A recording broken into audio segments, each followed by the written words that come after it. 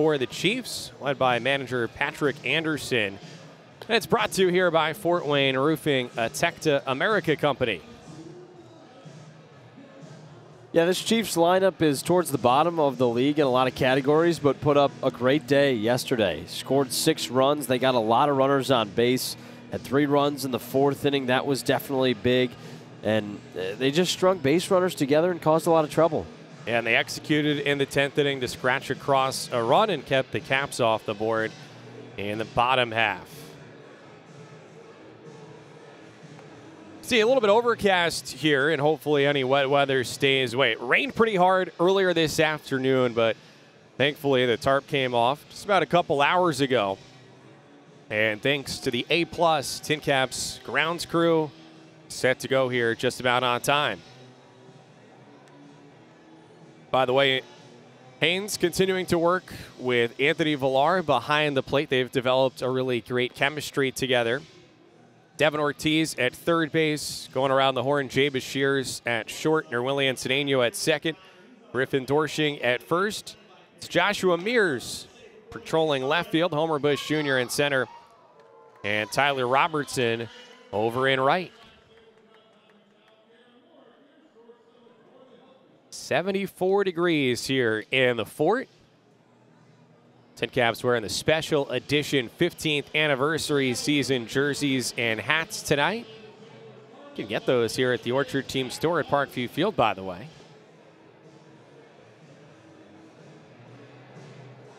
Peoria rocking the powder blues. Those are some beautiful unis. Go time. We start right on time at 7:05. And it's 1-0 for Zach Levinson. He drove in the game-winning run last night with a sacrifice fly. Did that out of the 2 spot last night. Up into the leadoff role here, switching spots with Alex Iadacernia. This one's out of play, foul on the right side.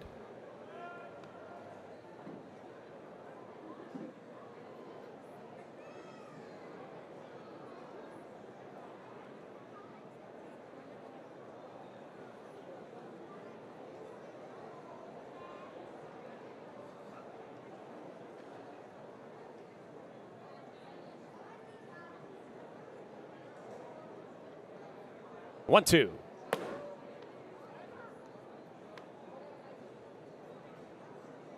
The one thing that'll be important for Haynes today is just working on the command. He's dialed down the walks a good amount. He struggled with that early on in the season.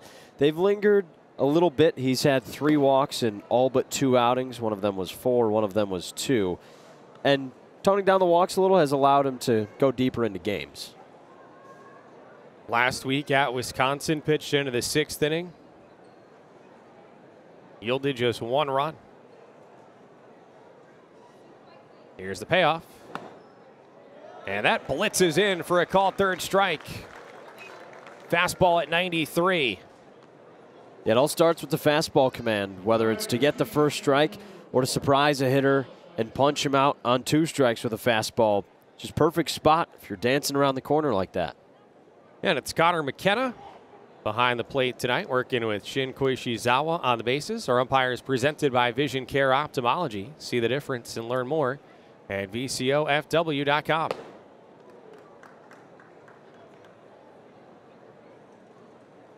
A whiff here, and it's 0-1 for Iadacernia.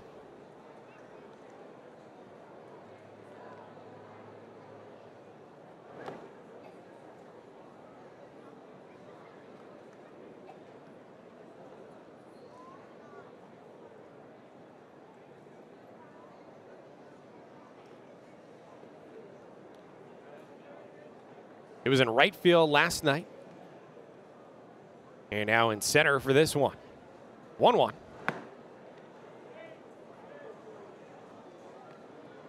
Good pitch right there from Haynes. Tight slider that doesn't move a ton.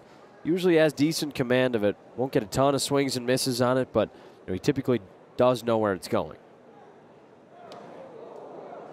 Yeah, Jagger adding that slider into the repertoire here this year. That fastball up and in puts Iodicernia on.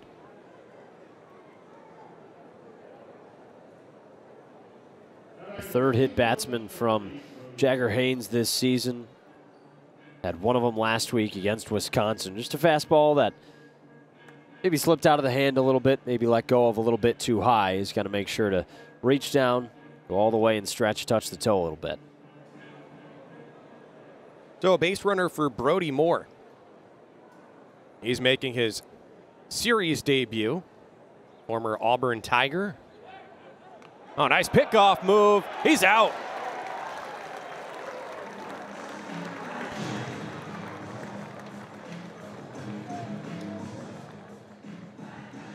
You know, the last time Haynes was on the mound at Wisconsin last week, I believe he had 2 of those as well.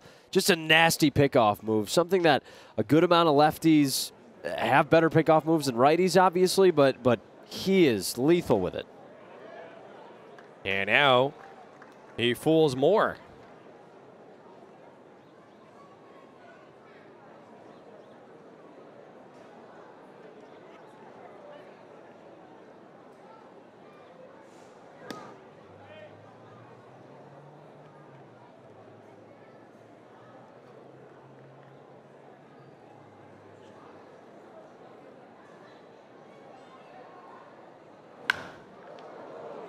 Poked out to right center. That's down. Robertson cuts it off. Moore going for second, and he's safe.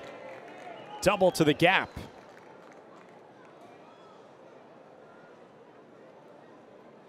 You know, it was a good throw from Robertson in right, but maybe would have had a better chance if Cedeno got a little bit deeper out there as the cutoff man.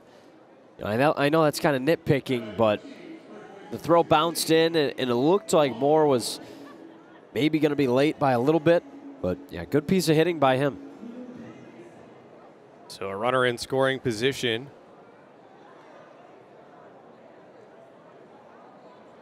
Here for Osvaldo Tovalin.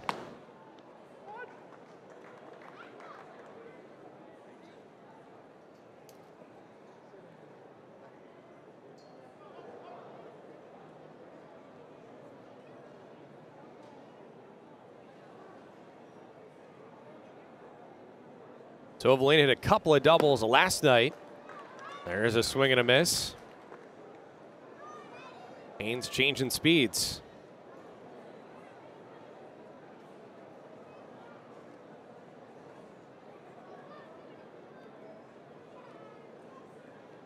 Friendly chatter there between Bashirs and Moore.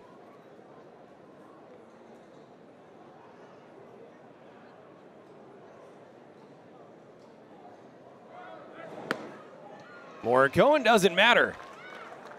Another whiff for Haynes, and a scoreless top of the first in Fort Wayne. The Tin Cap starting lineup for manager Mike Daly is brought to you by Fort Wayne Roofing. That's roofing redefined. Homer Bush Jr., Jay Bashirs, and Ethan Salas due up here in the first. Homer led off the game with his first homer of the season yesterday. Excited to see him jump on one.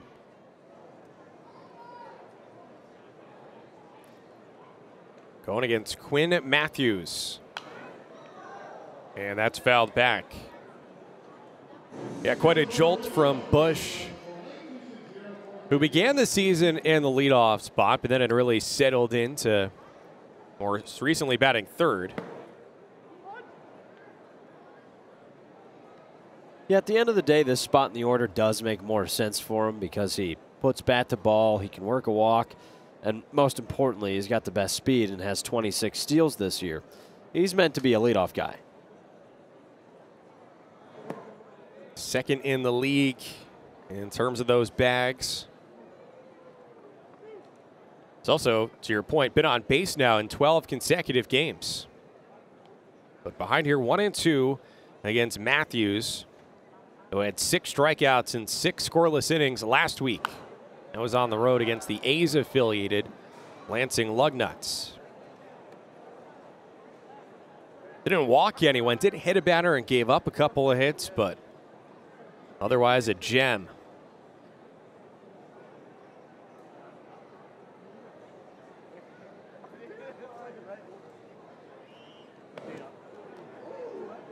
And here the hard way, Bush extending that on-base streak to 13 games. He's been hit by 8 pitches now this year. You know, with that front foot, he stands closer to the plate than with the right one, a little bit staggered. So maybe that's why. But yeah, he didn't flinch, and perfectly got him on that shin guard.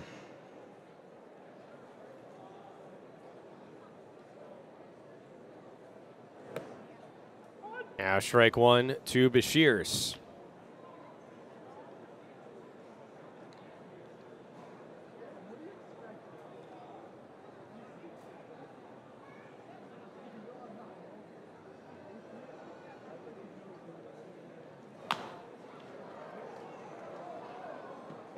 That's fair. And Bashirs is tagged out by Tovalin. Bush, though, up to second. You know, I don't really think he had anywhere to go there, the back pedal. But if you do remember, a couple years ago, there was a back pedal like that, I think with Javier Baez and the Pittsburgh Pirates, when they ended up letting in a run in that situation. Yeah, that was one of the more wild plays we've seen in the show in recent years.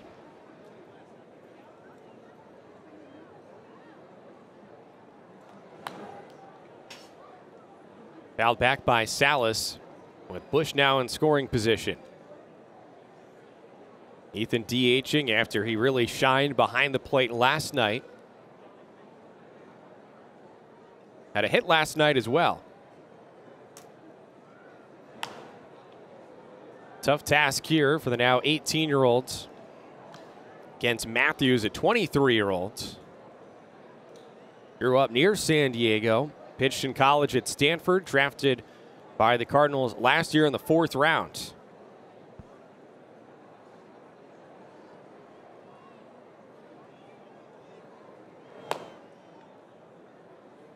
Here, this series really does feature two of the better young prospects at the catching position here in the league, Bernal and Salas. Last night they each threw out a runner trying to steal.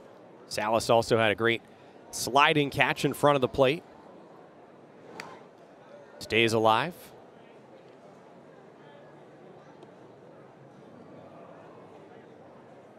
Bernal's gotten used to receiving lefties. Almost everyone on this staff. We said it last night, Hansel Rincon, the only righty in this rotation. Pretty rare. Salas barrels that deep to right center field, and it is down. Bush blazes around third. He scores. Hits an RBI triple for Ethan Salas. 1-0 Caps in the first. Off the hard-throwing lefty.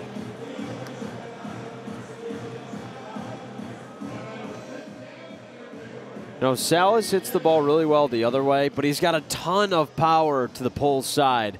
Just inches, maybe a foot away from sending that one out of the yard. And he's got great speed to extend it all the way to third.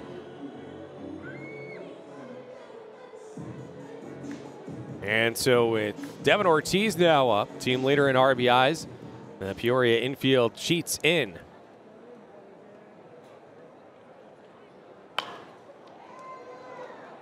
Well, maybe a lesson learned after last night when the Tin Caps a couple times had guys at third going on contact and had 2 runners cut down at the plate, including in the 10th inning. Salas staying put here. And with 2 outs, Tyler Robertson's next. Yeah, smart decision there. One that they might have gotten wrong 1 out of the 2 times yesterday. If you get thrown out twice at home, really tough to win that ball game.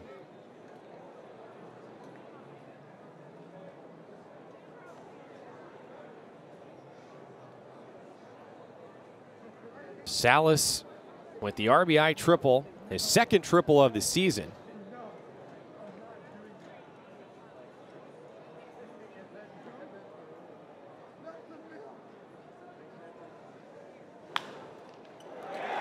Down the line, that's fair. Long throw for Curiali and a tie. Salas in as Robertson hustles up to second. 2-0 Tin Caps. Just a perfect spot down the line by Robertson. And he's got good speed, so it puts a ton of pressure on Curiali, who makes a great diving stop, but probably shouldn't have let go of that ball. Sailed it high, and Robertson aggressively moves on to second. A great move. Yeah, Robertson gets credit for a hit there, and then add the error as well on the throw. Ball one to Nerwillian Cedeno. So Fort Wayne out to a 2-0 advantage.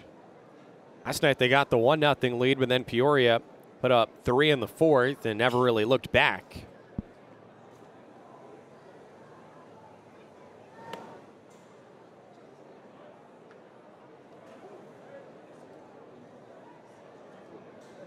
For Robertson with that knock, by the way, that extends his hitting streak to 7 games. He's been on base 10 in a row.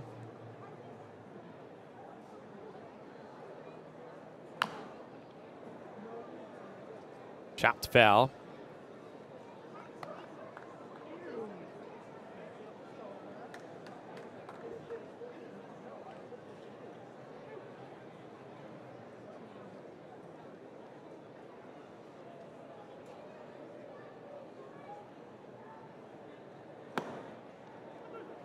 And that's a called third strike. But the Tin Caps put up a pair in the first against Matthews, and they lead by 2 as we go to inning number 2. Number 22 gets the pitch with a 2-run advantage now as we go on to the second at Parkview Field in downtown Fort Wayne. Thanks again for joining us. 5, 6, and 7 here for the Cardinals affiliate. Starts with Leonardo Bernal, switch hitter.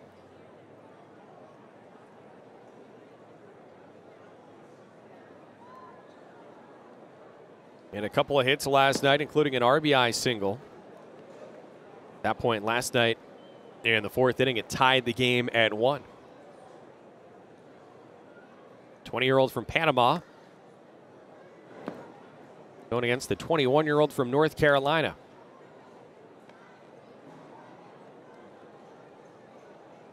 Jagger doesn't turn 22 until after the season.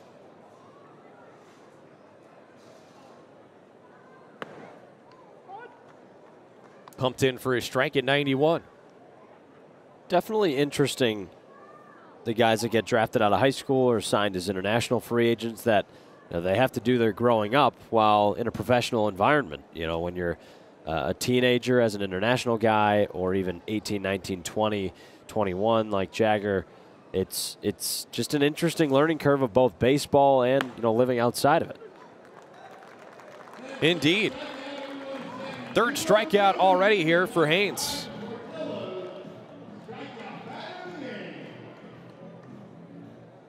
Fastball at 92. Really well located as well at the bottom of the zone.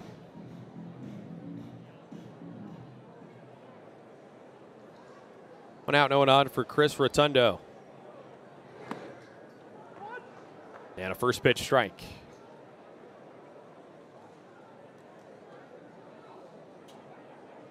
Again, Peoria's got what we've called the powder blue jerseys tonight. You'd call them Carolina blue as well, I suppose. So Jagger have been committed to UNC. But when drafted by the Padres in the 5th round in 2020, elected to sign.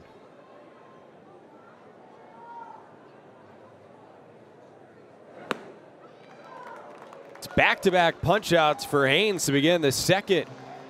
He's got everything working here early on. A really good changeup, low in the zone, drifting away from a right-handed batter.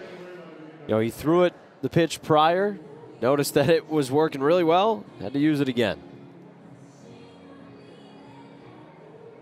Haynes' first time pitching against the Chiefs, who actually haven't been here as a team since 2019, 5 years ago, before he was even drafted. Last couple years, the Tin Caps made the drive over to Central Illinois. And then Fort Wayne will be actually making that trip again late in August. And so I think we definitely have to coordinate, assuming he's still with the team at the time, Homer Bush Jr., to have a photo op with Homer the mascot. That's a good point. A Dalmatian.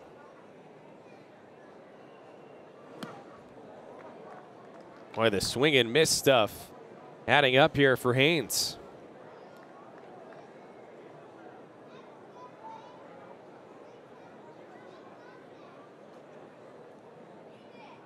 One, two.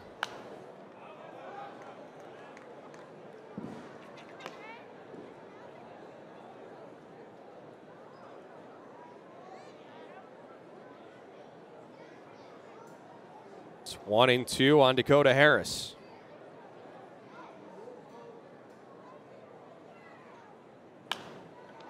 Jam shot.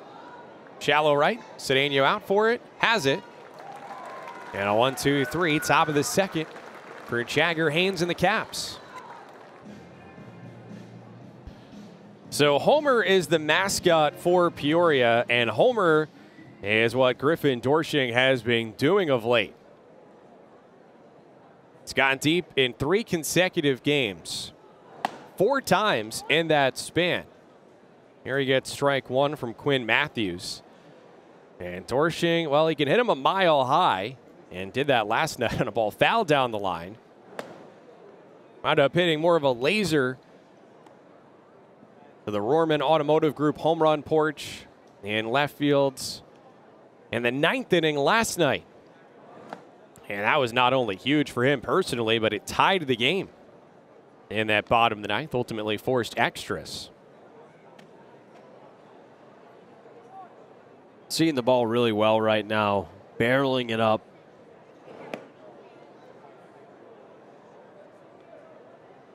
He's widened his stance a little bit. He's just making hard contact.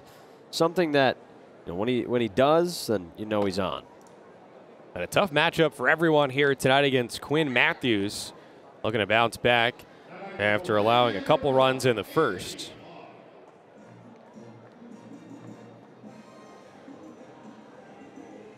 So it brings up Anthony Villar. Checking out the talent there in that Tin Caps dugout, including Salas seated on the left and Bashir's next to him. Anthony Villar smacks one down the left field line, tailing foul. Into the Toyota field boxes. Salas had the RBI triple in the first that opened the scoring. Jagger Haynes doing his part so far with 2 scoreless on the mound.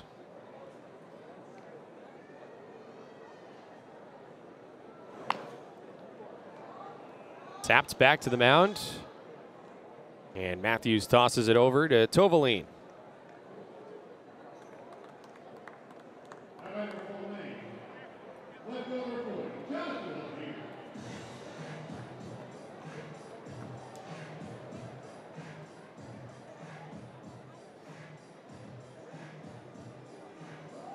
So 2 outs, no on for Joshua Mears. It's his first plate appearance of the season here in Fort Wayne. Joined the team on the road last week in Wisconsin. Joshua with time here each of the last couple seasons, though. 23-year-old from the state of Washington. 2nd-round pick for the Padres in 2019.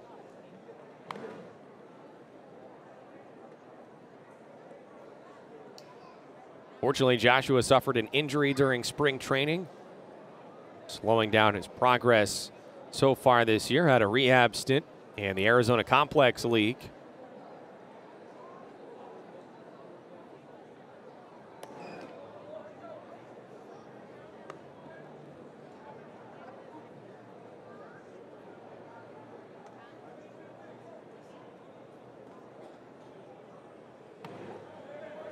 Full count. Definitely a good eye to watch those 2 pitches. At Wisconsin a little bit. Last week he was chasing. Good to watch him. But then the off speed from Matthews can be lethal. He's got 3 strikeouts now through 2. Paws and Claws Night presented by Laws Country Kennel, so fans able to bring their pets out here tonight, not to mention save on White Claw as well. Rather fitting that there was a Dalmatian right there. Is there a fan even wearing a Peoria Chiefs hat? As Michael Curiali hooks the first pitch here in the third, into the left field corner. Joshua Mears digs it out as Curiali strides in his second with a leadoff double. First time so far that Peoria puts the leadoff man on. A breaking ball that just didn't break for Haynes, left it over the middle. Curiali hooked it, put some power into it as well. And to answer your question, yes, I do believe that fan was wearing a Peoria hat. So they're just fully committed to the lifestyle.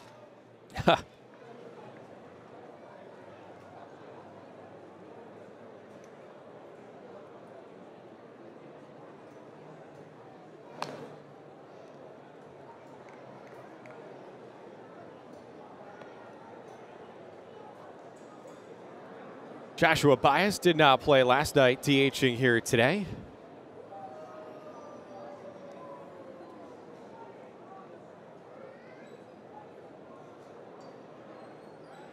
Well, again, for any Peoria supporters here in Northeast Indiana, they've had to wait a while to break out those caps. The way the schedule works these days here in the High A Midwest League, you don't necessarily see every opponent from the opposite division on an annual basis. So Fort Wayne in the east, Peoria in the west. They didn't play at all in 2021 in the last couple years. The 6-game series were over in Illinois. As it turns out this year, they will have a home-and-home series matchup.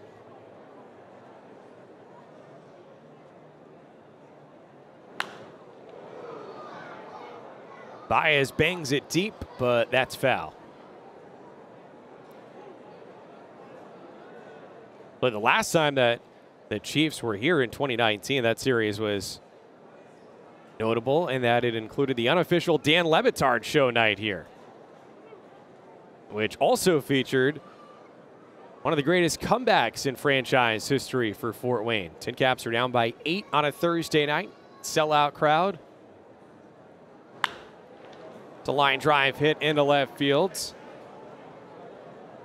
Curiali stops at third, and the Chiefs have runners at the corners with nobody out. And the order returning to the top with Zach Levinson.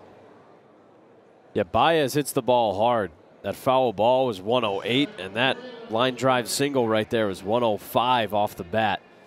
Big, strong guy, and when he connects with the ball, similarly to a guy like Josh Mears for Fort Wayne, then he can really hammer it.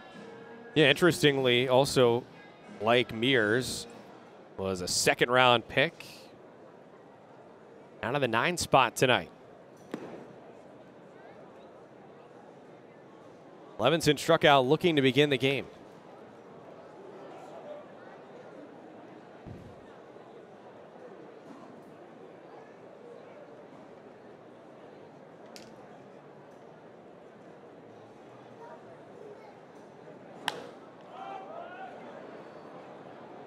Lofted near second. As Shears camps underneath. Big first out for Haynes.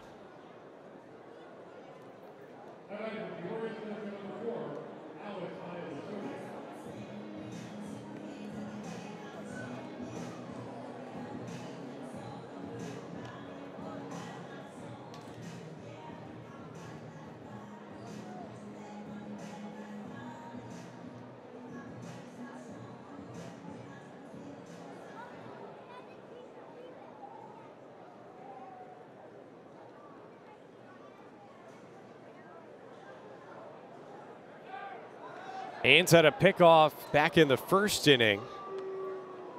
They're nearly caught Baez leaning the wrong way.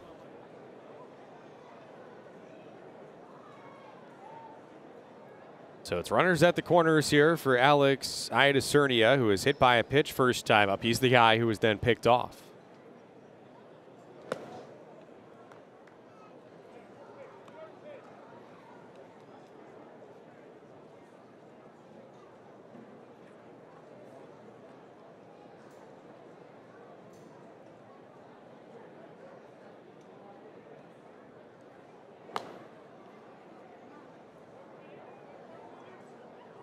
The count 2-0. Anthony Villar will pay his pitcher a visit.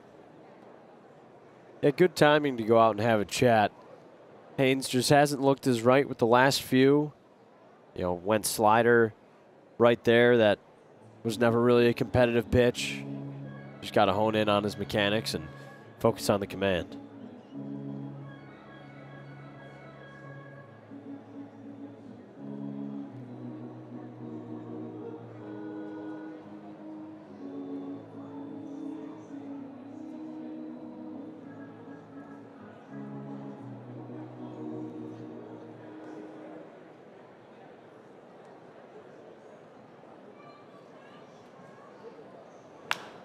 Ground ball past the mound. Bashirs has the out at second. It's a double play. Out of the jam. Jagger Haynes pitches through traffic with some help from his defense. Nice footwork.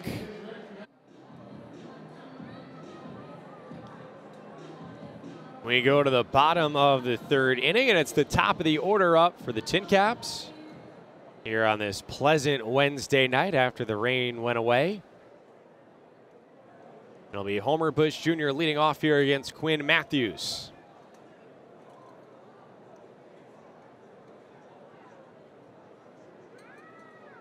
Matthews rocks and delivers.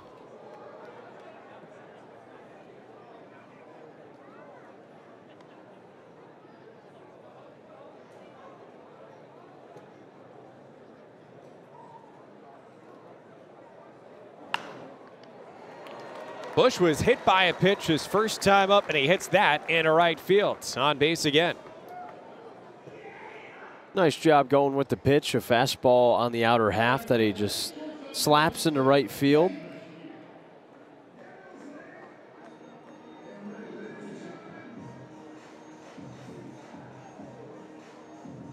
So the Grand Canyon alum gets on against the former Stanford Cardinal, now pitching in the Cardinals organization. They're against the Blue Devils alum from Duke.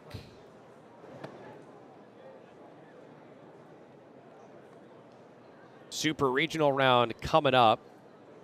Well, after Duke won the ACC tournament. They did bow out this year in the regional round. Matthews paying attention to Bush, second in the league in stolen bases.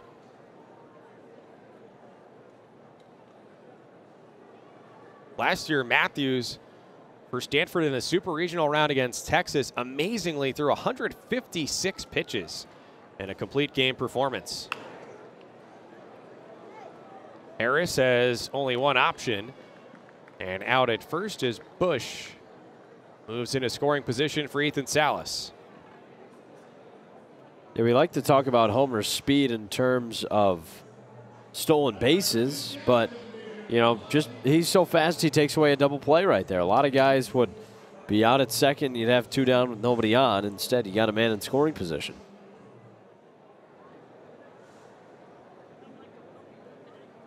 Speed is game-changing. Back in the first inning, the Tin Caps took this 2-0 lead. Bush scored the first run when Salas brought him in with a triple to deep right center.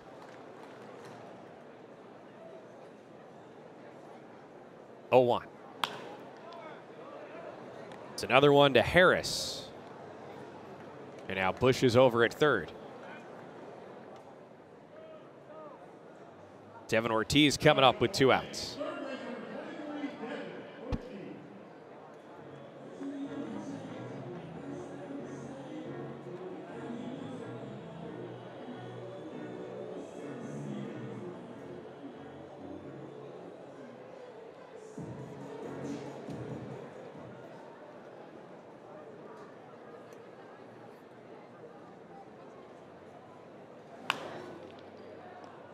On the ground to Curiali. And that ends the third. For Matthews, 39 pitches so far through 3, and the Tin Caps are up 2. Jagger Haynes back on the mound in the top of the 4th inning. Facing Brody Moore, the 3-hitter. First pitch misses the zone.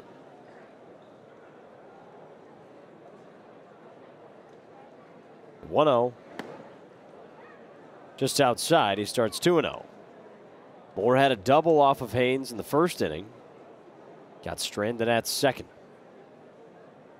Haynes has allowed 3 hits through 3 innings so far, no runs. The pitch. Skied into center field. Homer Bush Jr. camps under it and makes a grab for the first out.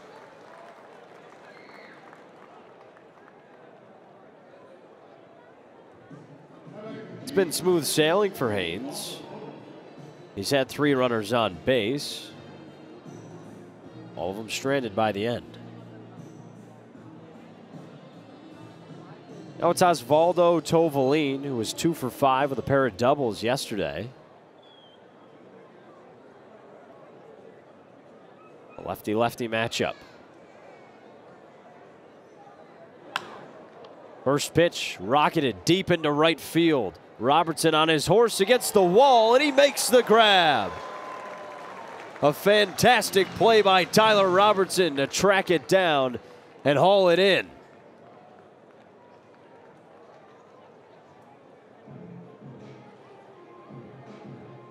At 355 feet, looked like that one had a chance to get out. Just a bit short. Robertson covers a lot of ground out there. There is some wind blowing out to right field now. Yeah, Robertson bagging that one right in front of the Vera Bradley sign. Leonardo Bernal, one of a handful of prospects on this Peoria squad. Bernal, number 7 in the Cardinals system. 20-year-old switch-hitting catcher. We'll see the top prospect, Cooper Jerpy, tomorrow. He'll be on the mound to face the newest tin cap, Fernando Sanchez. Sanchez filling the rotation spot of Miguel Cienfuegos, who was just called up to AAA El Paso. Exciting for Miguel and his family. The 2-1. Just outside, and he falls behind. They're really well earned for Miguel, and that's part of minor league baseball bittersweet here in Fort Wayne. Get to know guys and don't necessarily want them to go. But a big step forward in his career and pursuing his dreams of making it up to the big leagues. That's Jagger's goal too. Payoff. Cold strike 3. He punched him out.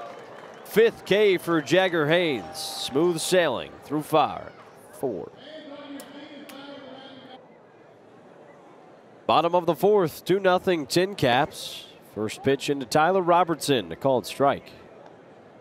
Thanks for joining us this evening. I'm Jack Gordon, my partner John Nolan, and the rest of our crew. Thanks for tuning in. Robertson swinging a hot bat lately. 1 for 3 with a 2-run double last night. One that got lost in the air by the center fielder, Won-Bin Cho. Robertson made it into second, knocked 2 guys in. Now in his last 9 games, he's got 11 RBIs. The 2-1. Wave and a miss. Over the top of a breaking ball that time. Matthews through 3 innings has allowed 2 runs and 3 hits.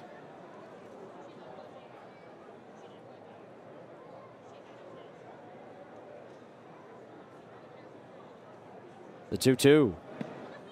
Swing and a miss. Got him to fan. Strikeout number 4 for Quinn Matthews. Curveball that time, and there's 1 down. Earlier, we showed the MLB.com prospect rankings for the Cardinals, and Matthews featured in the top 20. But, of course, you know, those ratings are helpful as a guide to fans, but guys still have to go out and perform. And then over time, sometimes those rankings get shuffled up, right? Well, earlier today, Baseball America updated its top 100 prospect list across the sport, and Matthews now featured in that top 100 overall and number 3 among St. Louis prospects. He certainly earned that. This season he's pitched to a 2.17 ERA, or rather a 1.99 ERA, and 9 games out. 6 with single A Palm Beach, where he only allowed 5 earned runs in over 30 innings. Got bumped up to high A Peoria a few weeks ago. And 3 starts, 2.84 ERA. Grounded to short, the throw to first, and there's 2 down.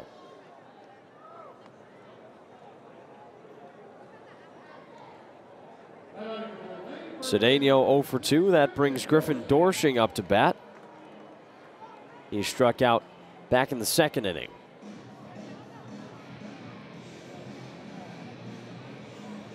Solid Peoria infield.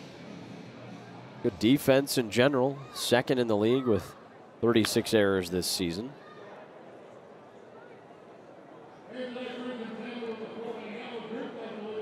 Well, as of late, Dorsching hasn't had to deal with the defense. 4 home runs in his last 3 games, more than anyone in minor league baseball. Quickly behind 0-2.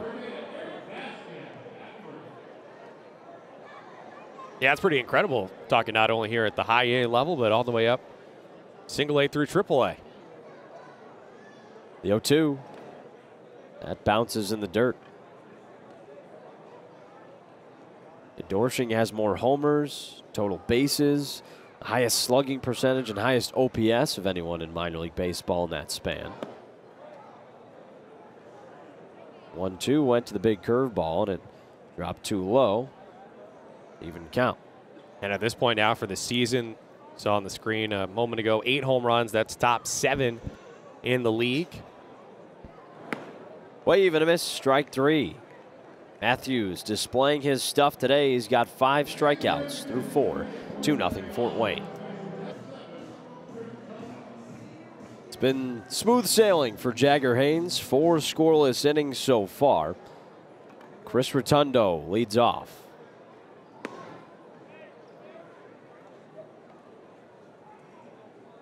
Rotundo went deep last night. Had a 2-run homer in the 4th inning, his first hit of 2024 at the high A level. Chopped over to 3rd. Ortiz backs up, snares it, throws to 1st. Dorsching applies the tag and gets him in time. Well, a crafty move by Griffin Dorsching. Throw took him off the bag, and he still slapped the leather on him. Yeah, really impressive here at both ends. First for Ortiz to handle one that was mashed there. 101 off the bat. Seemed like there was a lot of top spin. And he really kind of timed it perfectly, stabbing at it. And then maybe you'd say the sneaky athleticism for Dorsching at first on display. Harris pops one up. Out of play. Foul.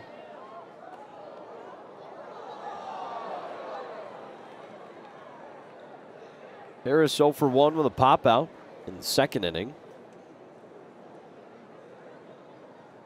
Last night he was 1 for 4 with a single and a run scored.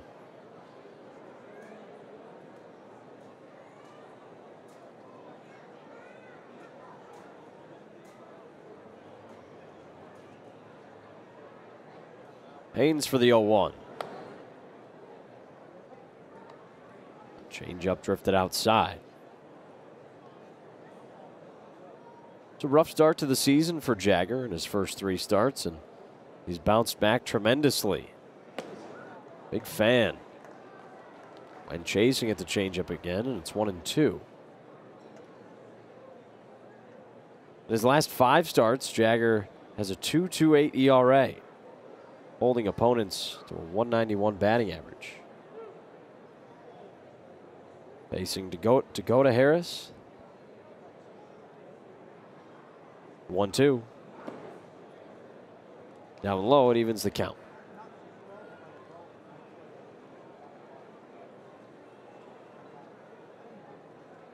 Jagger throwing a fastball, curveball, changeup, and a slider. Pitch. Fouled off hard to the right side.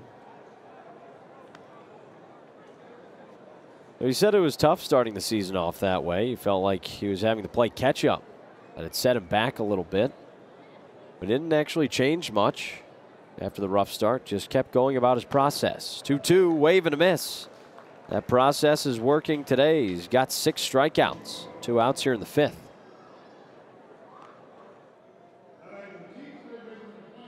The Jagger said the month of May was just a product of his routine.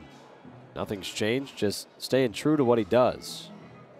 Yeah, really working. That's now a new career high for him with the 6 Ks.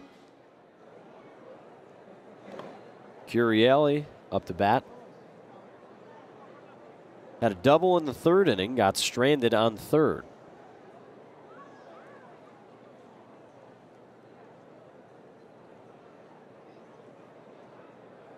Shakes off a couple, now sends it in.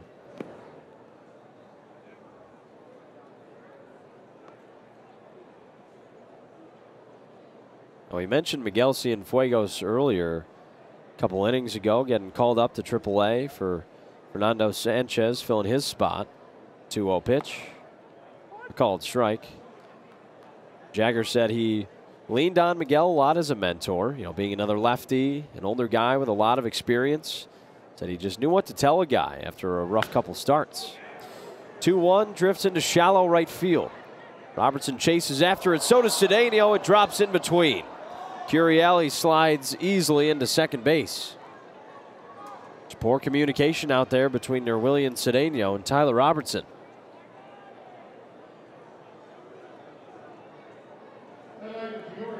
Looked like either one could have had it. Robertson had the glove on it, but Cedeno right in his way.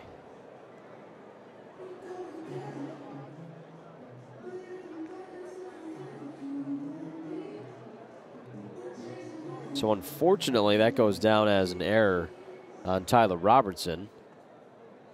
That's his 3rd of the season.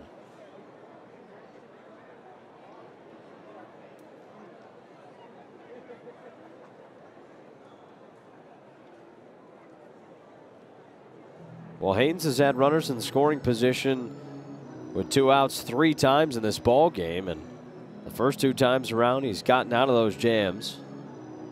Now allowed 4 hits today, 4 2/3 innings.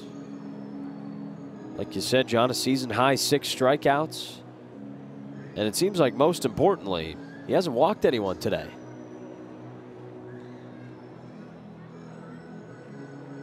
No walks, just a hit by pitch.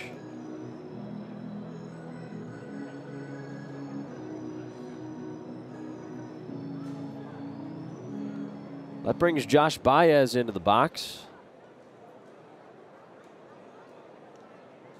At a single back in the 3rd.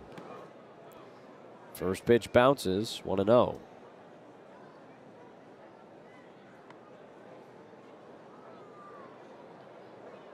Baez, a big 6'3", 225-pound right-hander. A lot of power in his bat. Hit that single 105 miles per hour in the 3rd.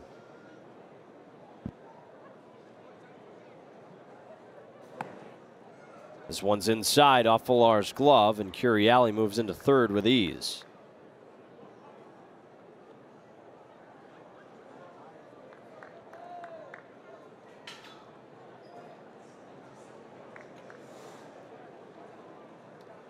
Villar and Haynes have been together for every start.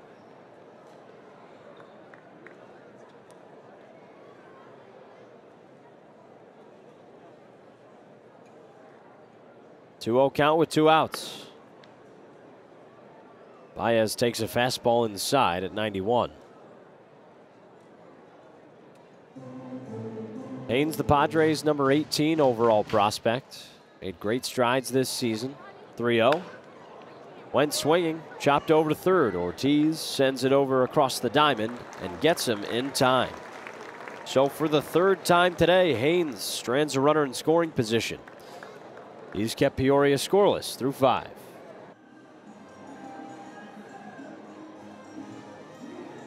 Bottom of the 5th inning, 2-0 Fort Wayne, leading Peoria. Make sure to check out the Orchard Team store here at Parkview Field for all the gear you need. First pitch to Villar, a called strike. Matthews has been solid today, just a rough first inning for him. Gave up 2 runs in the first off of 2 hits. Big RBI triple for Ethan Salas. 0-1, a fastball that misses the zone.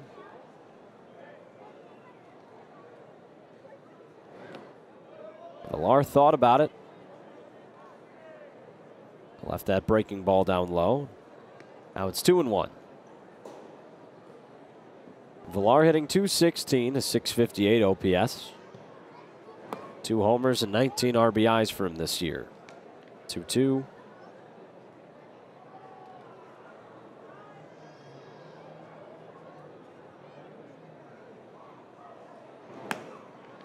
Called strike 3, punched out.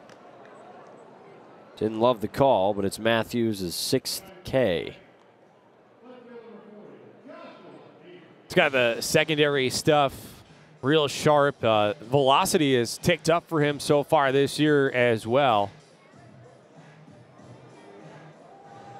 Matthews now faces Mears. First pitch, a breaking ball outside. Mears struck out back in the 2nd inning, looking for his first hit as a tin cap this year. That one's outside as well. Matthews has gone deep into every ball game with the Chiefs. He just got called up from Palm Beach earlier this year, behind 3-0. With Palm Beach, he made 6 starts, only gave up 5 earned runs across 30 2/3 innings. Fouled off by Mears, 3-1. Here at the high A level with Peoria, made 3 starts and finished 6 innings in all of them. Fouled off in the same spot, full count. His first game with the Chiefs against West Michigan, high A debut, he went 7 innings, only allowed 1 run, struck out 11 batters. Full count with 1 out. Here's the pitch. That's chopped foul in the same spot. Josh Mears, once touted as the best power hitter in the Padre minor league system. 3-2, thought about the swing, and it was just outside for ball 4.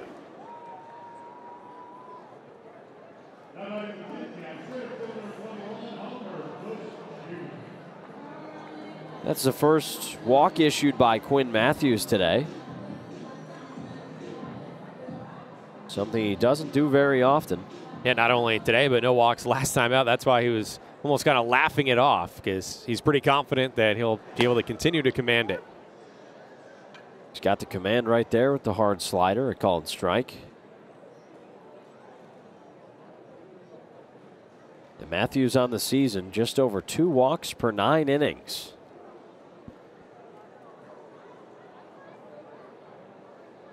Mears taken off. Fouled off by Bush. 0-2. Mears got a great jump, and not to mention wound up being a breaking ball. He would have had that stolen pretty easily. Does have 1 steal with the Tin Caps this season. And last year, it's 13 of 18 swiping bags. The 0-2. Bush stays alive.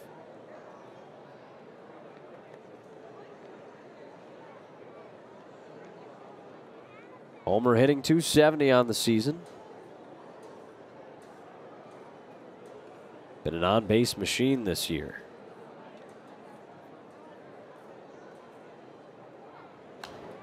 Fouls it off again.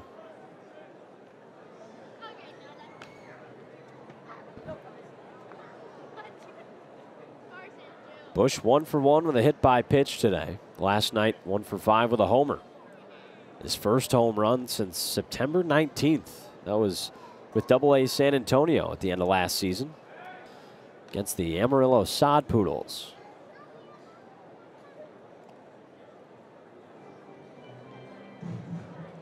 Not known for the power in his bat, like Josh Mears is over at first.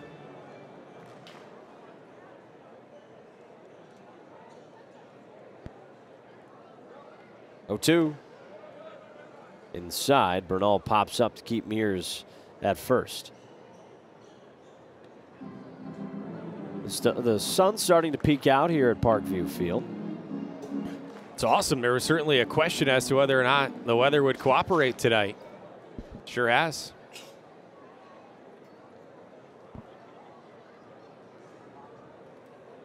Mears a big lead off of first. And he's taken off on the pickoff move.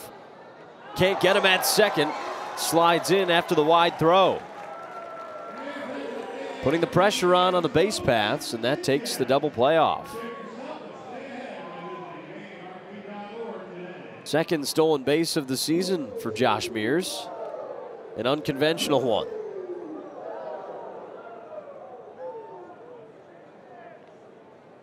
A throw back to second for a lot of first basemen, a challenging play. 1-2. Bounces inside again. Big curveball for Matthews, spikes in the dirt. It's 2-2.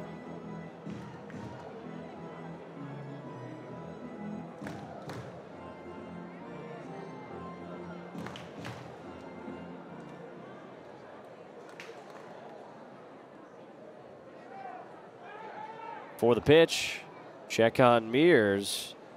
Close call, stepping back on the bag.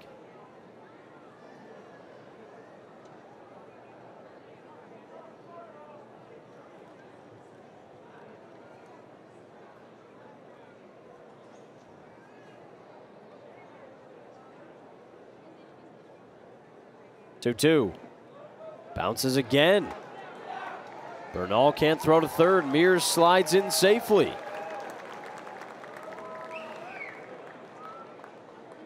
Josh Mears has plenty of power, plenty of muscles, but putting the legs to work today.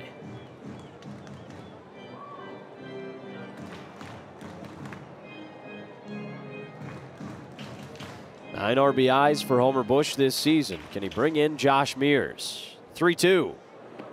Takes down low for ball 4.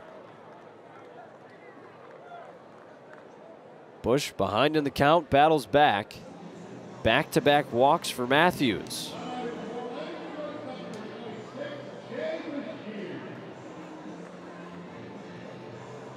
Now 73 pitches in the game for Quinn Matthews. His season high is 92. And we know he can throw 156 if he has to, like just he did with going. Stanford. It's about this time last year there in the Super Regionals. Edwin Moreno, the pitching coach, out here. And one thing now, probably for Moreno, it's not even as much about having Matthews move past the walks and refocus, but you have to consider the speed at both corners here on the bases. And so the Tin Caps team not shy to run. They send Bush. You're really confident in Bernal's arm strength, but at the same time, run the risk of Mears dashing for home as well. Yeah, Bernal has thrown out 13 runners this season, the same amount as Anthony Villar, which is second in the Midwest League. Mears has already tested him today. Runners on the corners with one out, and Jay Bashir's up to bat. Bush takes off. Bernal fires down. Not even close. Homer Bush Jr. slides in with ease. That puts him tied for the league lead with 27 steals. Pretty quick release there from Bernal, but the combination of Bush's speed, the pitch coming inside it, challenging one for Bernal to fire. 1-0 bounces inside. Bashir's 0 for 2 today, but in a small sample size this season, he's dominated left-handers. 7 for 13.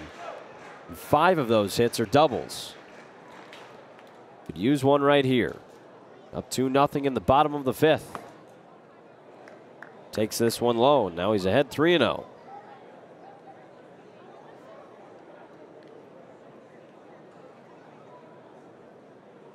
Well, Bashir's not afraid to work a walk either.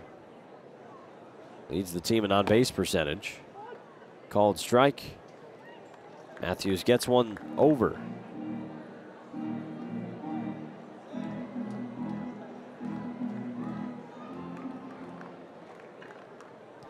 field in for Peoria with runners at second and third.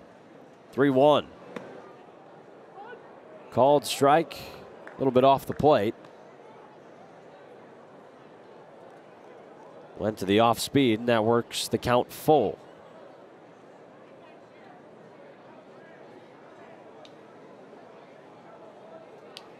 Back-to-back walks for Quinn Matthews, something he didn't do once in his last start.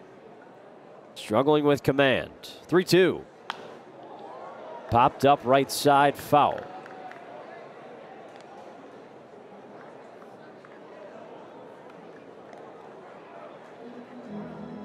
Bashir's hitting second today, hitting the 2 spot last night as well.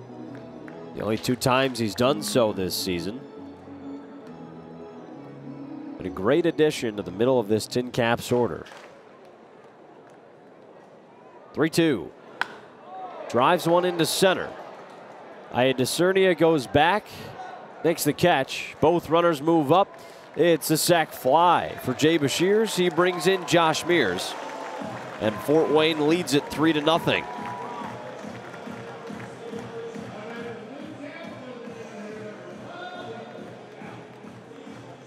Productive for Bashirs, his 6th RBI in Fort Wayne. And nice job by him as well there to move past that borderline pitch. He didn't get the call on 3-1. Used his time. Came back, fouled one off, and then a pitch that was over the plate, barreled. Ethan Salas up, takes a called strike. 1 for 2 with an RBI triple and a ground out today.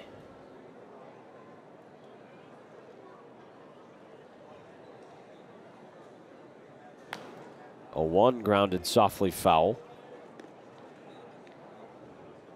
Well, Tin Caps using their speed in this inning for sure. Mears stole second, got to third on the wild pitch. Homer Bush stole second. Both of them moved up on the pop fly. The 0-2. Wave and a miss. Strike 3. Much needed K for Quinn Matthews. Not before he lets up one more run. 3-0 Fort Wayne. Top of the 6th, 3-0 Fort Wayne. That's a great way to start off the inning. Hasty snack. Called strike, 0-1. I believe that was the funnel cake. Haven't had the ballpark funnel cake yet.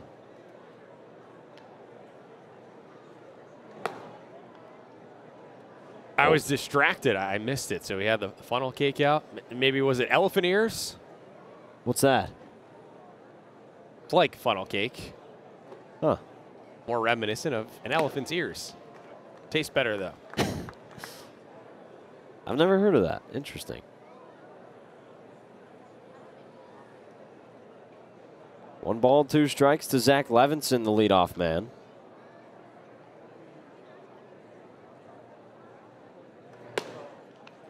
Haynes leaves a fastball just up high, 2-2. Have you sampled the apple cart here much in your first season at Parkview Field? Yep, I have to thank Chris Darby for the encouragement of churros. He told me the churros were incredible. Javon as well, a couple of staff members for the Tin Caps. And I went out and got them, and I've gotten them probably 5 or 6 times now because of that. Especially with the caramel. Payoff pitch. Just inside. First walk issued by Jagger Haynes today. Are you sometimes dessert before dinner? No, can't say I do that. No, I'll mix in a cookie or 2 throughout the day if I get hungry as a snack. But a full-on dessert, no. Gotta get your meat and potatoes and your vegetables in first. Iadiscernia takes a called strike. He was hit by a pitch in the first inning, grounded into a double play in the third.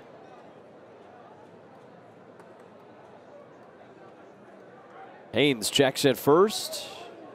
Almost got Levinson. A really deceiving pickoff move from him. Looks like he's going to go home, but tosses over to first. Already gotten 1 man today. That was Iadiscernia. Lined into center field. That's a single. Levinson parks himself at second base.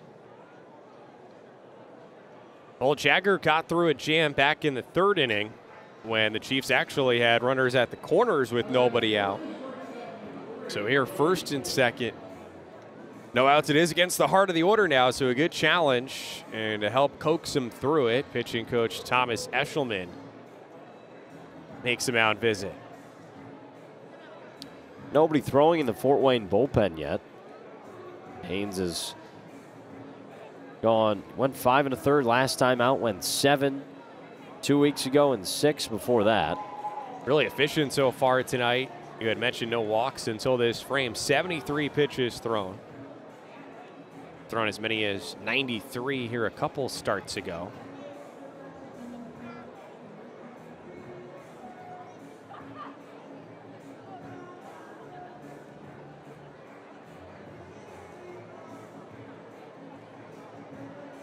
Funny enough, Eshelman now here as a pitching coach against Peoria during his brief time in the Midwest League when he was in the Astros organization and they were an affiliate with the Quad Cities River Bandits. He had to start 2015 against the Chiefs.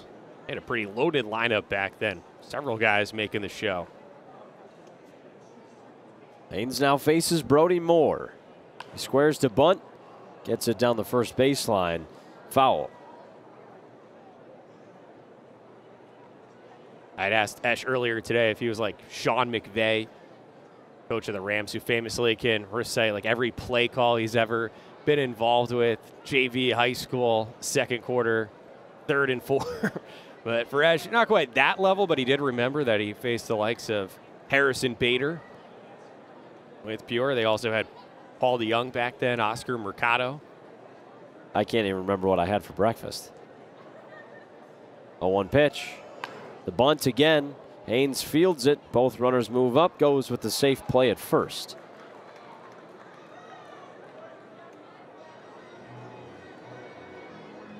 So a successful sacrifice bunt for Brody Moore. Moves both runners up. There's one down in the sixth. Peoria threatening to turn this into a close ball game. Osvaldo Tovalin up to bat, representing the game-tying run.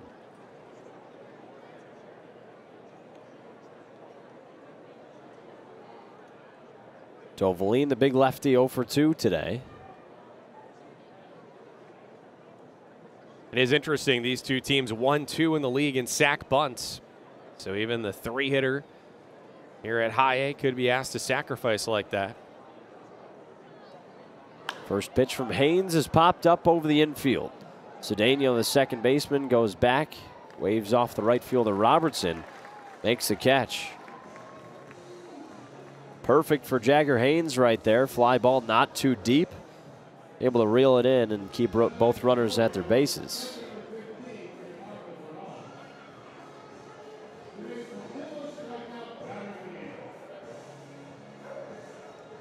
That brings Leonardo Bernal up. He's struck out looking twice this evening. The top position playing prospect on this Peoria team. Number 7 in the system.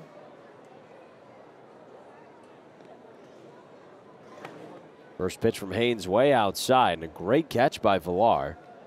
Keep that one from going to the backstop. And it holds Levinson at third.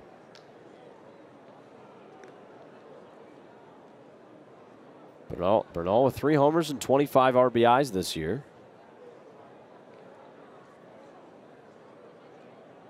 (1-0). Up high, 2-0.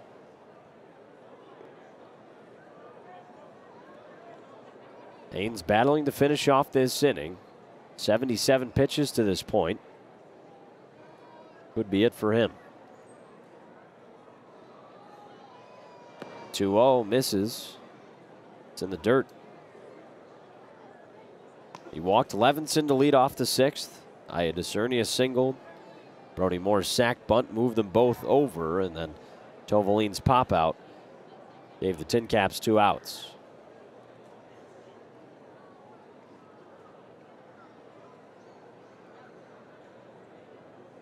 Rio pitch.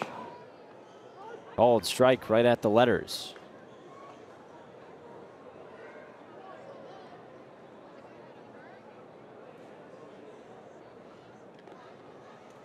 Haynes with 6 strikeouts today.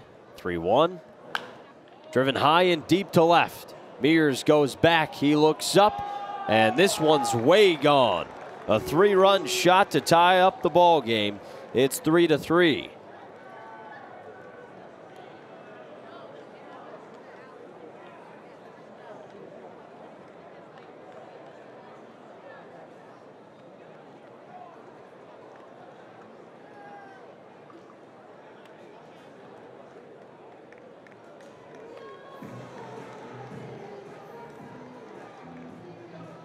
Well, Haynes left a changeup. Not in a bad spot. It was high and outside. Somehow Bernal was able to yank that one deep into left, 352 feet. That's major bat speed by him. 4th home run of the season for Bernal. The other Peoria Chief with a home run this series, Chris Rotundo, up with 2 outs. That's the 4th home run that Haynes has allowed this year. Now he's behind 2-0 to Rotundo. Not a bad spot for that pitch. Just a great swing from Bernal. Grounded to third. Bashirs eats it up, throws to first. That ends the inning. Well, a 3-run homer from Leonardo Bernal ties us up at 3 as we go to the home half of the 6th. Devin Ortiz leads off in the bottom of the 6th. Quinn Matthews back on the mound. First pitch, drops in a curveball for a called strike. 0-1 to Ortiz, who's 0 for 2 today. Flies this one to right field, down the line. Rotundo sprints over, reaches up, makes the snag. Getting out and out on the second pitch is big for Matthews. Up to 85 pitches this evening. Dionis Rodriguez was warming up last inning, still on the mound over in the bullpen.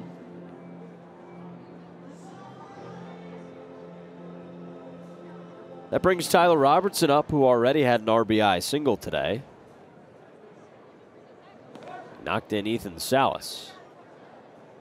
First pitch, a strike.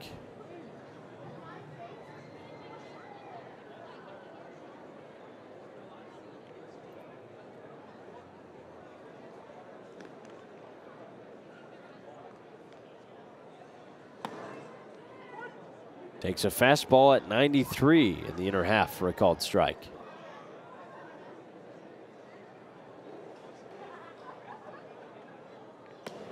Oh, 2 is up high. Matthews, the tall, lanky left-hander. Deep into the ball game. 0-2. That bounces inside. Went to the slider there, 1-2. Fastball has been sitting in the low 90s, and a great changeup in the low to mid 80s. 2-2, grounded to third. Uriel Fields throws across the diamond, and a nice scoop by Tovalin. Gets Tyler Robertson for the second out.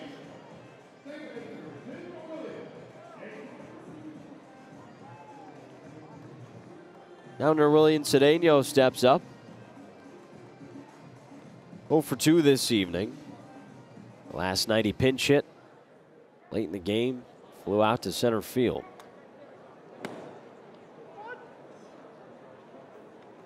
Called strike with the slider, 0-1. Cedeno, the switch hitter, batting from the right side. 0-1, a foul tip into the mitt. Matthews has allowed 3 runs off of 3 hits. He's got 7 strikeouts.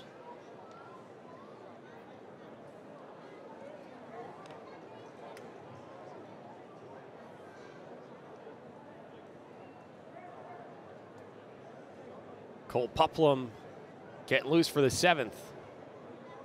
0-2 pitch. High, cut and a miss. A fastball at 95 up in the zone. He fires it past Cedeno for his 8th strikeout. That takes us to the 7th.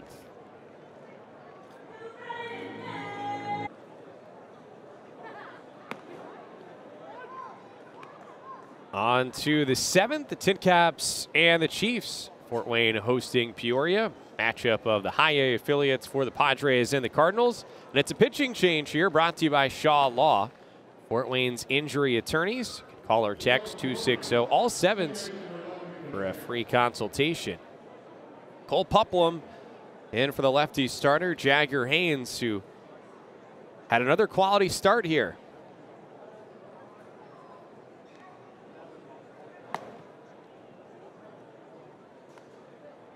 And so from Haynes, who's at number 18 on the MLB.com list of the top San Diego prospects, to Puplum, one spot ahead of him. He can bring the heat, and there he unleashes a nice breaking ball as well.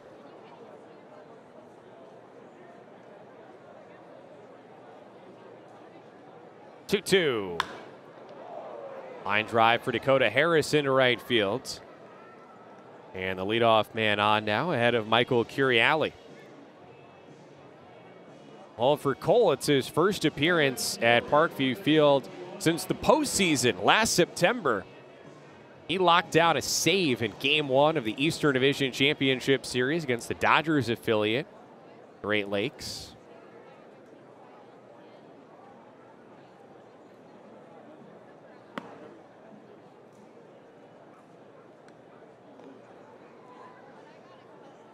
Fastball there at 96 for Puplum, but ball one. Cole, a 24-year-old from Wisconsin. Last week's road trip, a homecoming of sorts for him. But yeah, last year he was electric with the save here at Parkview Fields and was in line to start this season with Double-A San Antonio.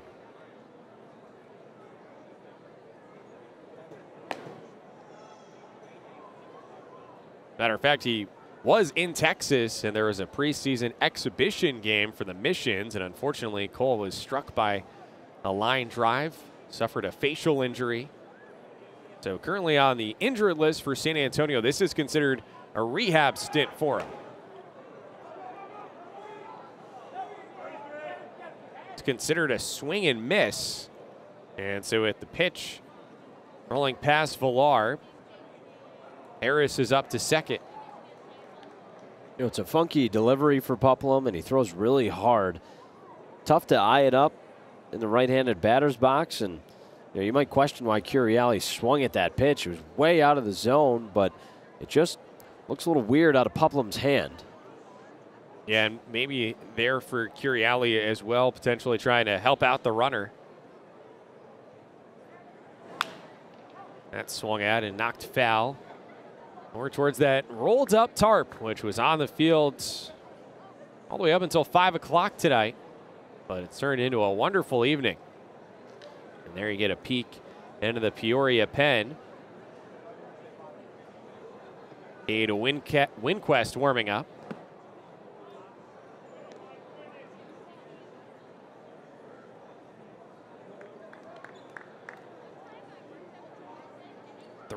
Three.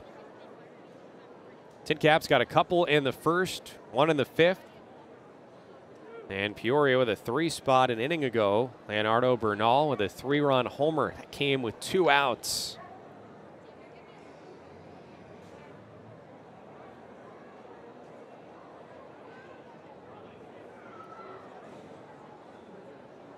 Payoff.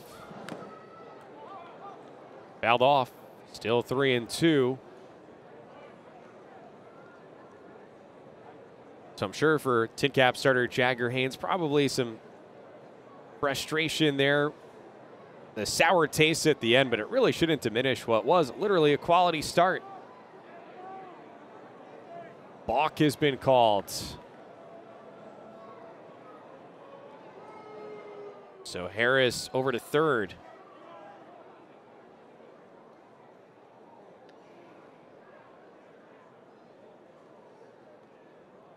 Couple now trying to regroup.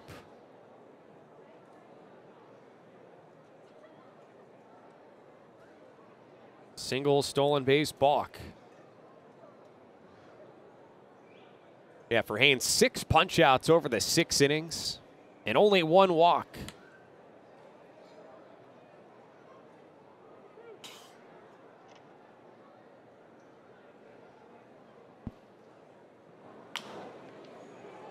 To Bashirs, he looks Harris back, 1 away.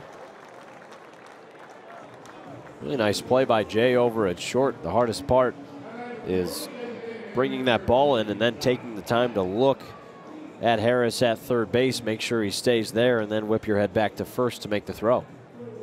Yeah, Bashirs has really maintained his poise under pressure. Probably the most impressive part of the outing for Haynes came back in the third with some help from Bashirs. Fastball at 98. But ball 1 to Josh Baez.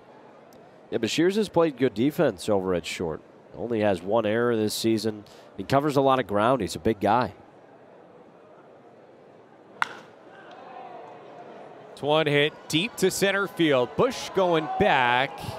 And it's gone off the 400 club presented by U.S. Foods.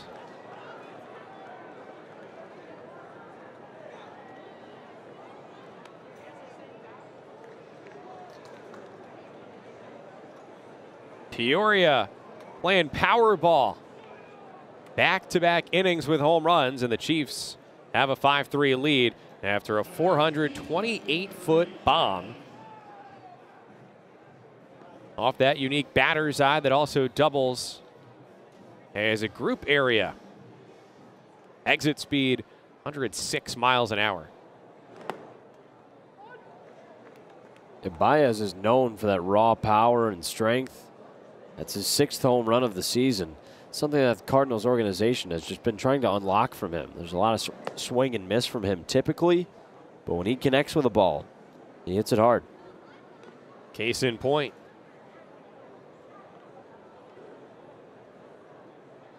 He was drafted out of high school. Otherwise had been committed to Vanderbilt.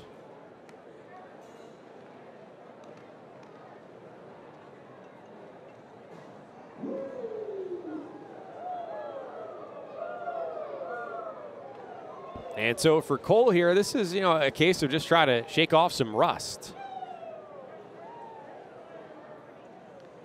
After the season was interrupted by injury.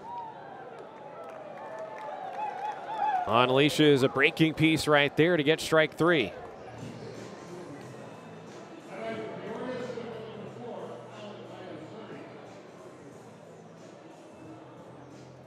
So Levinson, a top-rated outfield prospect for St. Louis, down looking. 2 outs, no one on for Alex Idacernia.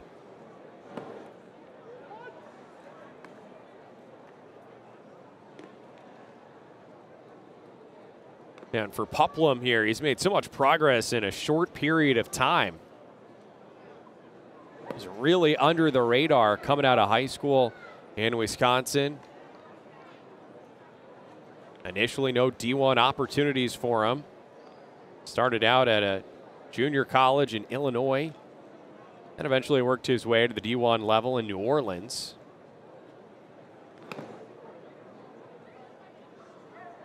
Pro career began humbly in the MLB Draft League a couple of summers ago. He's playing or pitching for the Mahoning Valley Scrappers. Now, coincidentally, his manager during that stint was Homer Bush Sr., the dad of Fort Wayne center fielder. As that's ripped to right field to Robertson.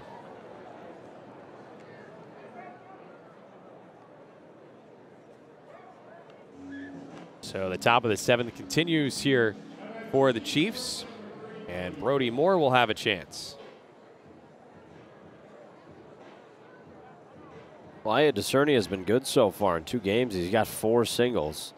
That ball hit 104 off the bat. And looks like it might be the end of Cole's day. Yeah, Cole said, by the way, really enjoyed the chance to, even for a fairly short period of time, be on a team led by Homer Bush Sr., great manager.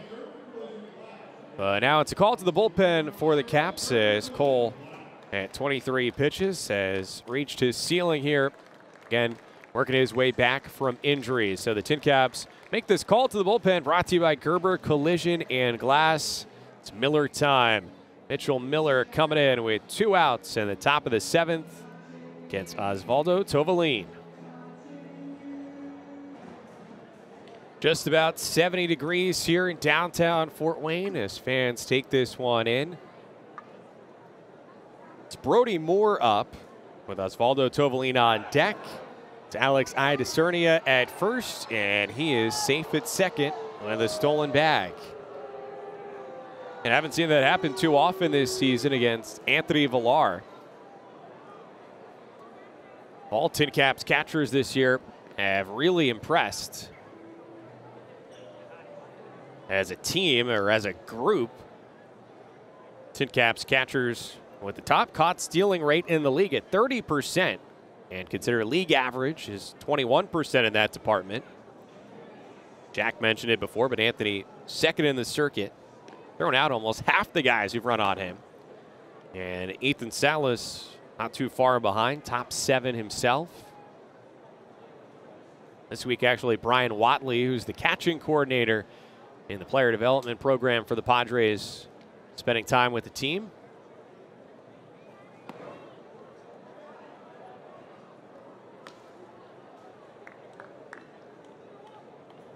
So now runner at second here and 2 outs. Miller leads the team with 16 appearances at this point on the season. Doesn't miss by much inside at 91, but it's 3-1. Miller, a guy who's pitched in high leverage spots this year, has 3 saves. Second most on the team.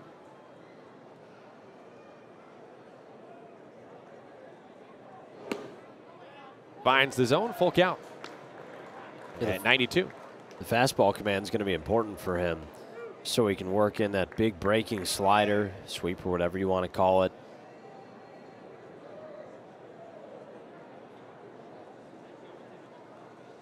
Payoff. Punched on the ground. Cedeno cuts it off. Dorshing receives cleanly. And that sends us to the stretch. The 7th inning stretch is presented by MHS, your choice for better healthcare. Griffin Dorshing will lead things off in the bottom of the 7th with the Tin Caps now playing from behind for the first time tonight. Following Josh Baez's 2-run go-ahead blast in the top of the 7th. And now Dorshing gets a different look. Cade Winquest. And the first pitch grounded right back to him. And the shovel over to Tovalin. So 1 pitch, 1 out for Winquest. A pitching change for Peoria presented by Fort Wayne's injury attorneys, Shaw Law. A neighbor of Parkview Field across the street at the corner of Ewing and Jefferson. Winquest has been a swingman for the Chiefs. Made 2 starts this season. This is his 5th time out of the pen.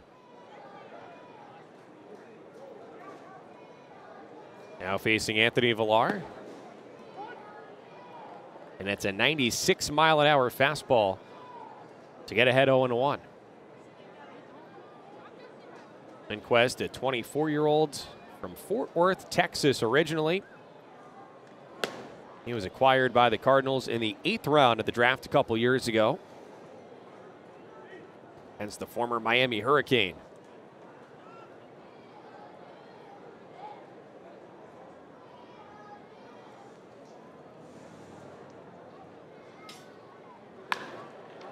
Well struck the opposite way, but it hangs up there, and it's caught by Levinson.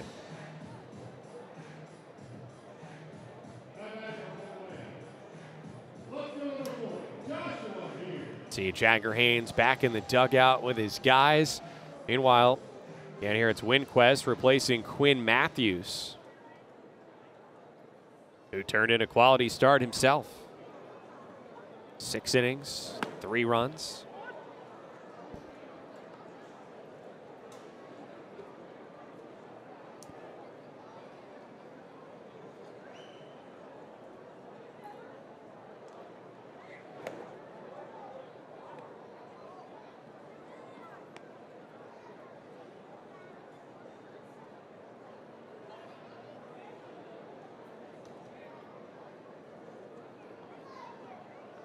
1-1 to Joshua Mears.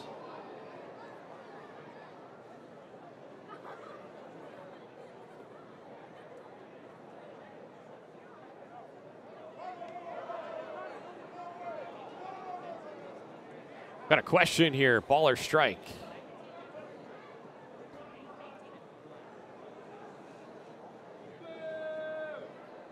Patrick Anderson, the manager for the Chiefs, pretty adamant,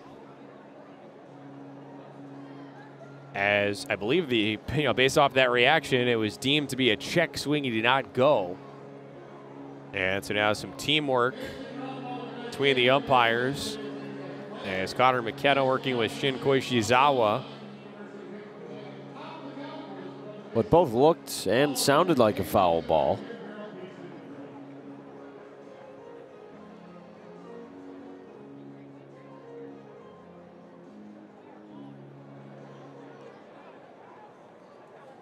It's 2-1.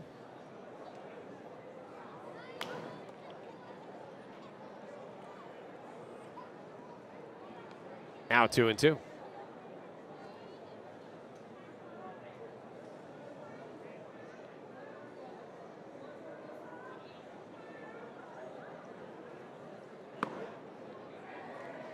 And Winquest rallies nevertheless there for the punch out. A 1-2-3, bottom of the 7th. On to the 8th inning. And it's Mitchell Miller still on the mound. Ball 1 to Osvaldo Tovalin. Miller retired, the only batter he faced in the 7th.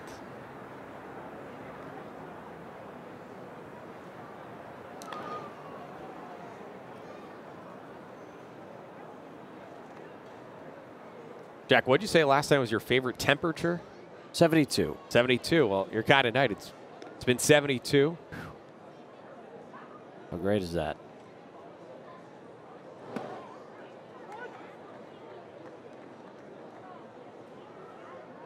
Miller using the breaking ball to get ahead 1-2.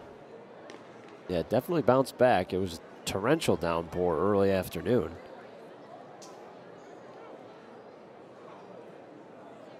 And it looks like a nice forecast for the rest of this series.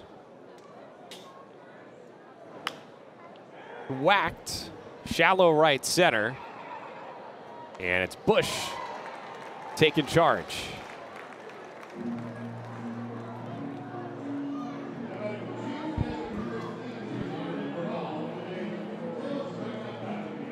I think this outfield has learned from its mistakes a little bit from earlier in the game. Homer Bush Jr. is really good at communicating. You know, you saw Cedeno go out and then sprint back in, not to be in Bush's way.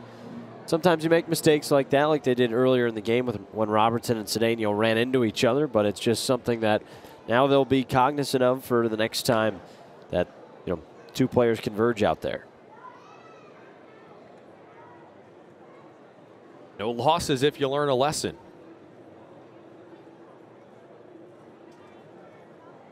Leonardo Bernal, the switch hitting catcher, looks at a fastball for a strike, 1-1. Well, Bernal with a big swing last time up. Game tying 3-run homer.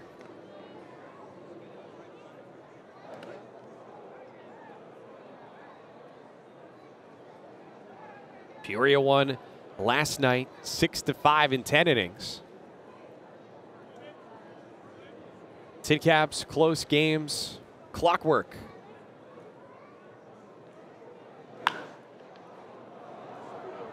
Deep to left center, and it's another home run. Leonardo Bernal going deep for the second time in as many at-bats here. And the 20-year-old catcher increases the Chiefs' lead to 6-3. It went golfing down low for the breaking ball. Hit it high and deep.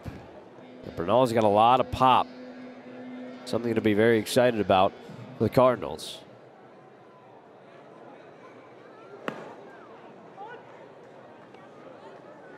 Strike one to Chris Rotundo. Had a 2-run homer himself last night. All of a sudden now, here for the Chiefs in the later innings, they're just a grand slam away from a home run cycle.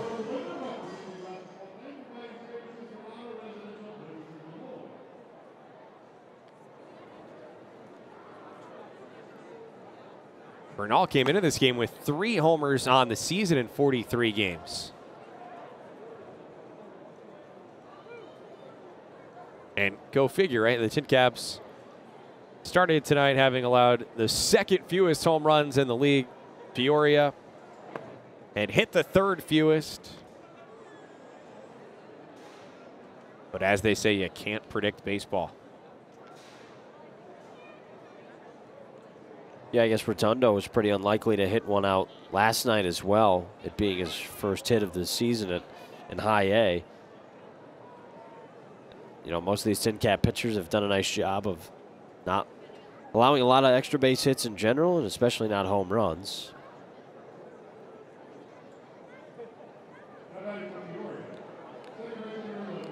Well, now Rotundo gets on for Dakota Harris. A hit by pitch.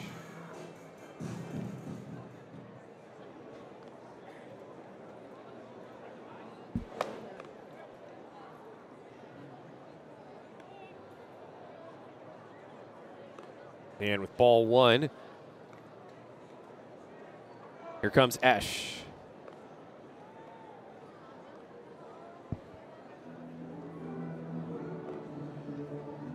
Looks like Bradley Rodriguez is warming up in the Fort Wayne bullpen right now.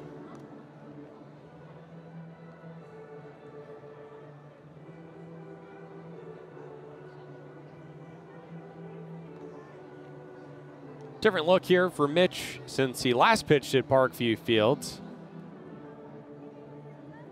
Trim the long locks. Didn't trim the fuzzy stuff above the lips. Locked back in.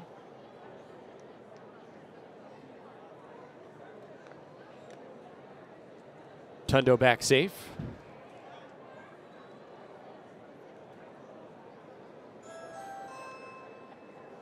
Jack, when was the last time that you had a real trim?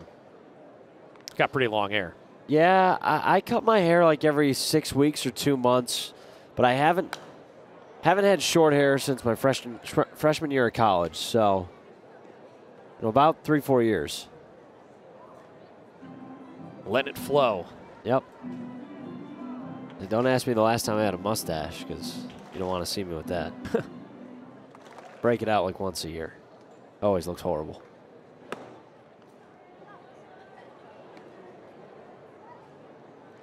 2-1 here for Harris. It's got some good, we'll say, flow or lettuce himself.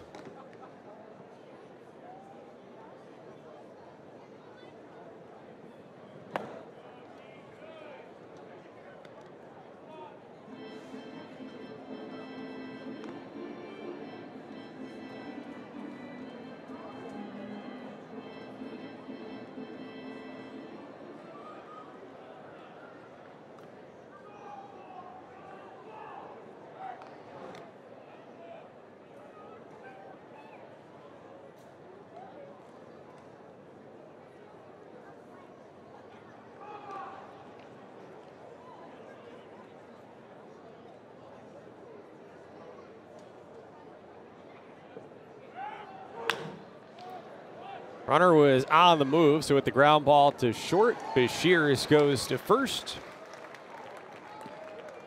Nice stretch by Dorshing. 2 away. Rotundo at second for Michael Curiali. Rotundo got a great jump against a left-handed pitcher, which is tough.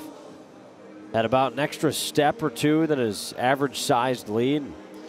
Took off going maybe a good second or so before Miller tossed the pitch in.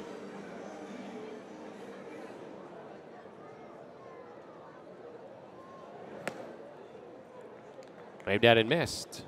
0-1 after the whiff.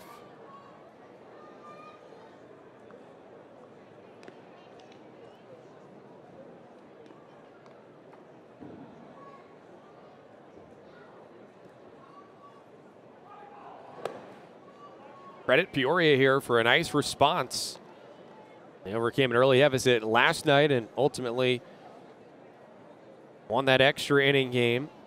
It's a group that's had the toughest season in terms of the wins and the losses in the league so far. Good news for them and for the Tin Caps and well, for most of the teams in the league is that getting pretty close to the midway point. As a matter of fact, it'll come 2 weeks from tomorrow. The record's reset after the first 66 games. Get a first half champion in each the East and the West division. And then everyone 0-0. Starting on Friday, June 21st. And you get a chance to clinch a playoff spot based off just the second half of the season.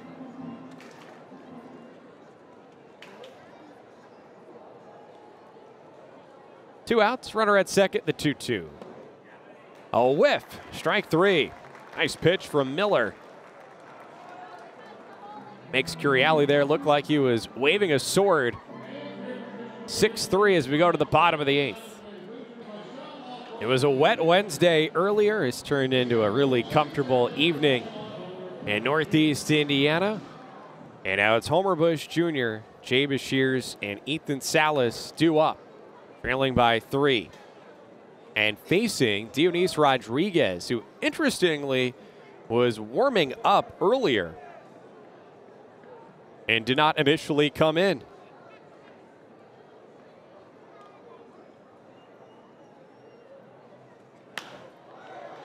And it's driven deep but foul. And I suppose if you follow Major League Baseball, it's not all that uncommon to see a bullpen guy up and warming up and then somebody else comes in instead. But here in minor league baseball, it's not as common. And so back when Quinn Matthews was working during the 5th inning, Rodriguez started to loosen. But instead, last inning, it was Cade Winquest. That was the first guy out of the bullpen. In any case, it's a pitching change brought to you by Shaw Law, Fort Wayne's injury attorneys. As you see, Bush has a single. He's also been hit by a pitch and walked, has a stolen base and a run scored. And here it's strike three. That pitch appeared to be outside at 95. And there's one out.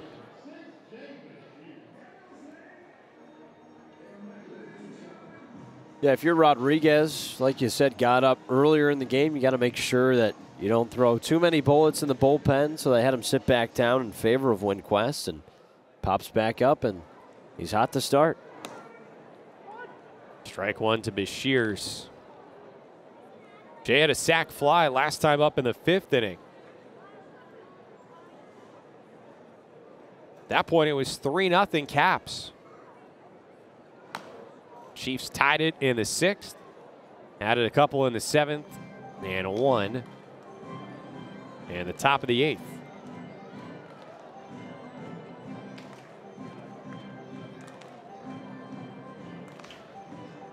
As today's weather here in Fort Wayne, kind of Florida-esque or Floridian. Humid. Had the big rain, but cleared up. And the native of Florida also goes down by way of a backwards K at 95.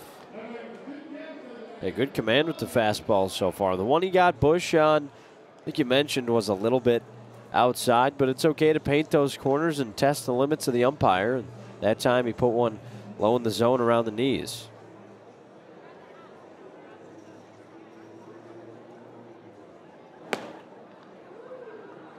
Runs it up to 97. So, yeah, no ill effect for the fact that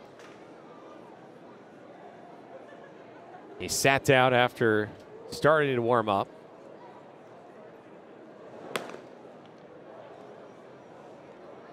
Up and in, 1-1. Well, Ethan opened the scoring back in the 1st with an RBI triple.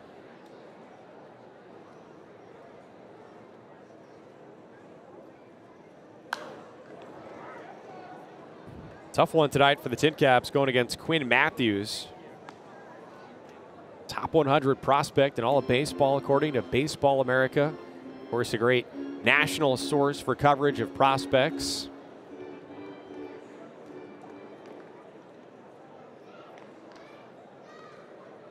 One, two. It's a called third strike. How about that? Rodriguez strikes out the side in order. All looking. How about the clouds here tonight? Call them baseball clouds. As Bradley Rodriguez in to pitch in the ninth. 20-year-old from Venezuela. It's power against power in this spot with Josh Baez leading off. He had a 428-foot homer last time up in the seventh. But Rodriguez has him out of sorts, changing speeds there. And while we have seen Rodriguez reach triple digits, progress for him has really been commanding the fastball and then also refining the changeup and the slider. 0-2. Gets him looking. Rodriguez has been really good as of late. Hasn't had the same type of command issues he originally had when he got to Fort Wayne after getting called up from Lake Elsinore. He's just mixing his pitches with a lot of confidence.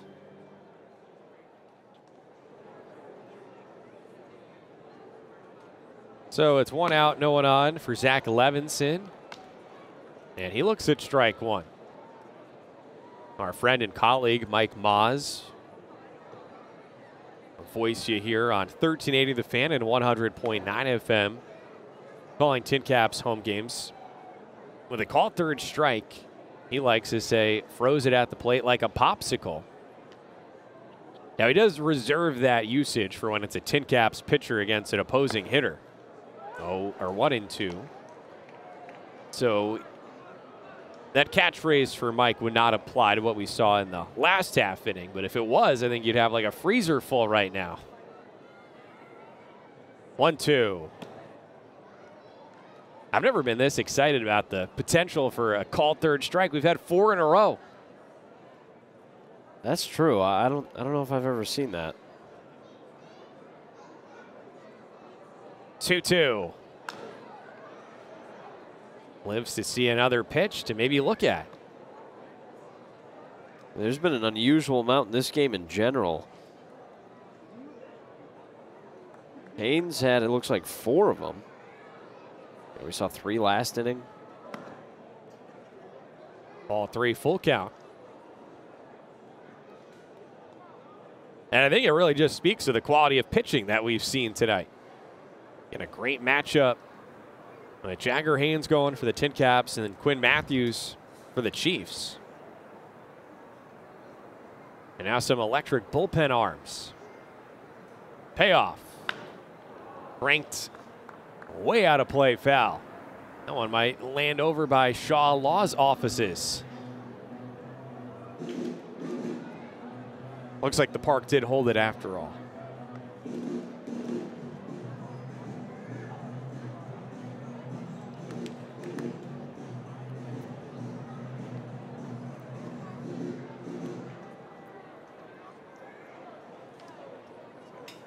Another 3-2.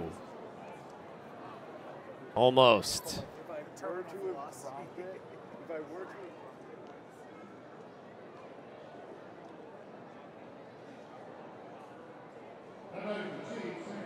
Levinson's second walk this evening.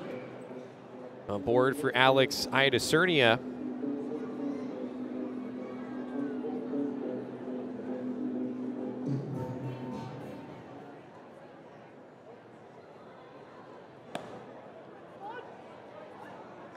Strike at 98. Well, this outing for Rodriguez could be extra special for him. His girlfriend is visiting here this week, all the way from Venezuela.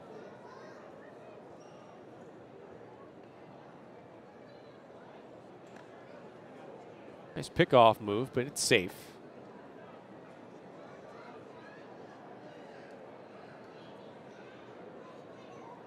Last homestand, Bradley got a visit from one of his aunts and a cousin.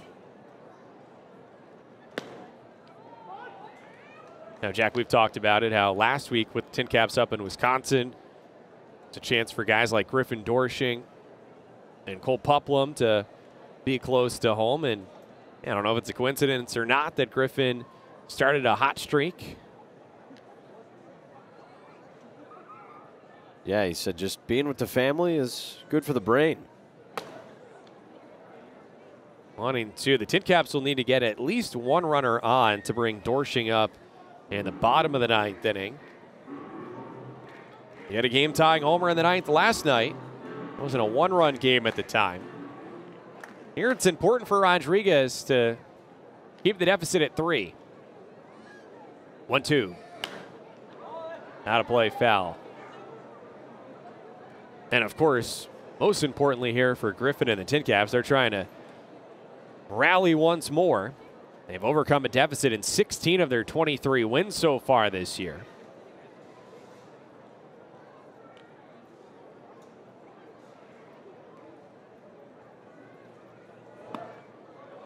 Swing and a miss, and then the throw to second, the tag.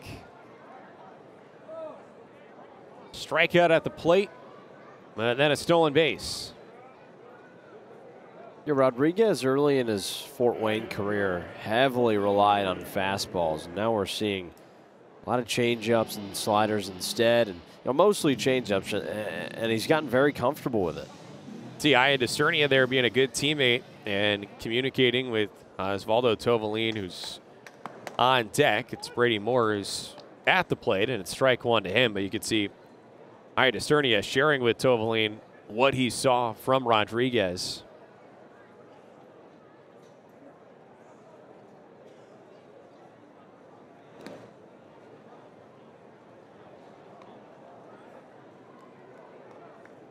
Unlike in school, here, you're encouraged to communicate during the test.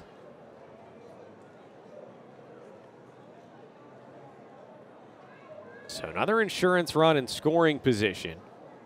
With 2 outs, and it's 1-1 on Moore. We doubled back in the first inning. Otherwise flown out to center, grounded out to second, and he put down a sacrifice bunt in the 6th inning.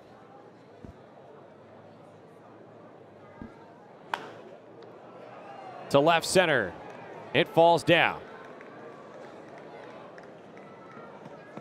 Levinson across.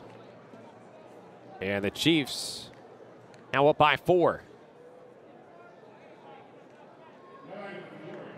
It's a 7-3 game. Good piece of hitting by Moore. It was a changeup on the inner half that was fairly hard to get to. It wouldn't have been called a strike, but he kind of got it just off the end of the bat, put it in the right spot. Chiefs with 7, and all of a sudden I'm thinking about Mahomes throwing to Kelsey. Finding him in a blank space. We will have, well, let's let you figure it out, but you like Taylor's music, you'll like Friday night's game, 7:05. If you like music, you'll also like tomorrow night's game. Thursday night pregame concert series presented by Honeywell Arts and Entertainment. Live music here when gates open at 6:05. Tomorrow it's the Chris Worth Band. Always something going on here tonight. A martini tasting up in the Suite Level Lounge.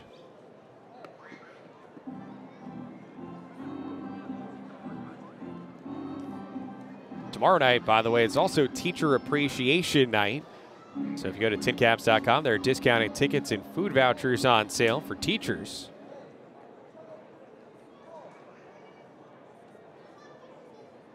Yeah, Friday night will feature a friendship bracelet giveaway. Another Villar victim. More of them as Moore caught stealing. And the Tin Caps down by 4 as they come to bat in the 9th. Football score here on this Wednesday night. There's Dionis Rodriguez stays on for his 2nd inning of work. Devin Ortiz, Tyler Robertson, or William Cedeno due up. That's 4, 5, and 6.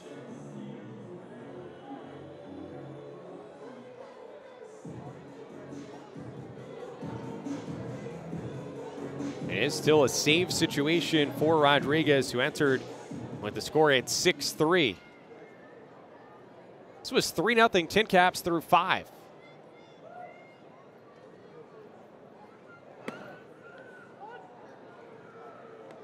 To this point, I guess it's been a tale of two halves, as much as you can have halves here in baseball. Yeah, you know, we saw the bullpen struggle against Wisconsin last week. It's carried over a little bit.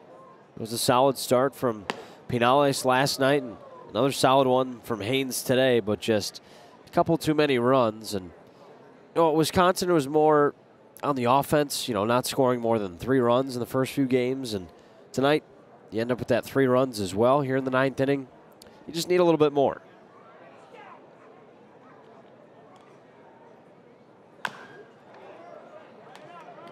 Dakota Harris charges, makes the play. Again, we were mentioning earlier all the great fun that's in store here at Parkview Field. A reminder that tickets start at just $7. You can also purchase your seats online at tincaps.com. That's where you can also find a full team schedule, look at promotions, not to mention you can shop, keep up with everything Tin Caps.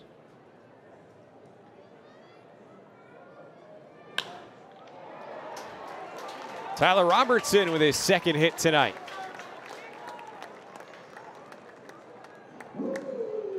Can't start a fire without a spark. It's good to see Robertson getting in a groove as of late. A guy that has a really high ceiling has started to heat up.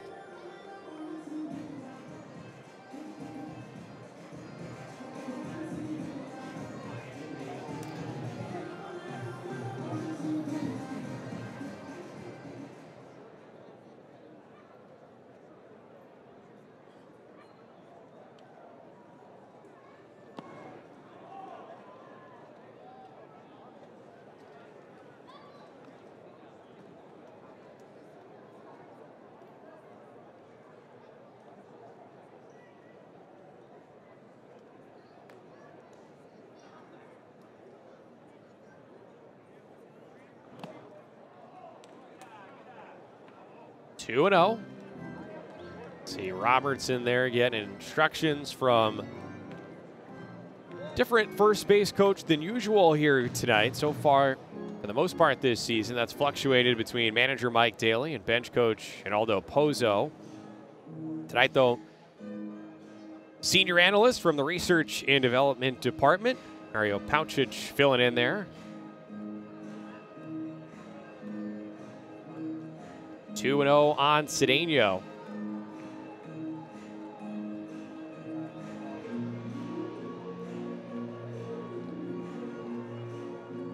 Griffin Dorsching on deck.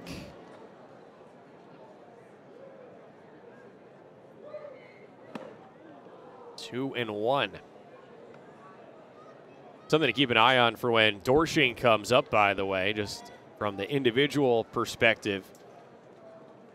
He's homered in 3 consecutive games prior to this. The Tin Caps have not had a player. That one rolls over towards Dorsching. The Tin Caps have not had a guy hit a home run in 4 consecutive games since 2016. Jonathan Pena did that. Frankly, not much of a prospect. But the only Tin Cap to ever homer in 4 straight. You consider the entirety of the franchise's history. According to the information that we're able to check, which only goes back to 2005. Fort Wayne Wizards were founded in 1993, but Nick Hundley homered in 5 consecutive games. That was back in 2006. Hundley went on to have a solid big league career. To left, Levinson can't get there. Robertson up to second. All of a sudden, the tying runs in the on-deck circle. Something cooking here.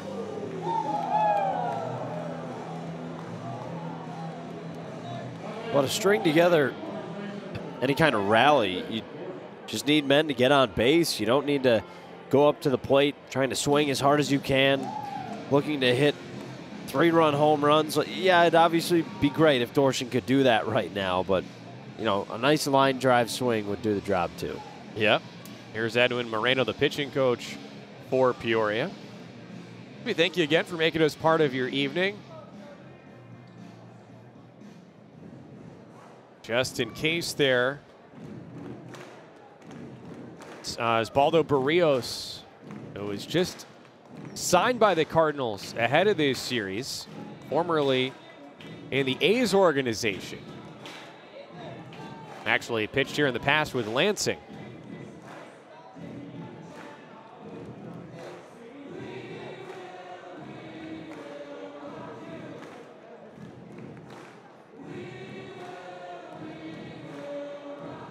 So Robertson at second, Cedeno at first.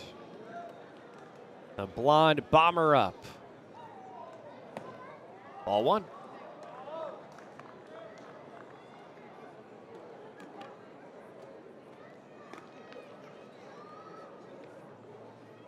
So Dorshin with a homer in 3 in a row. He's got an extra base hit and at least 1 RBI in 4 straight.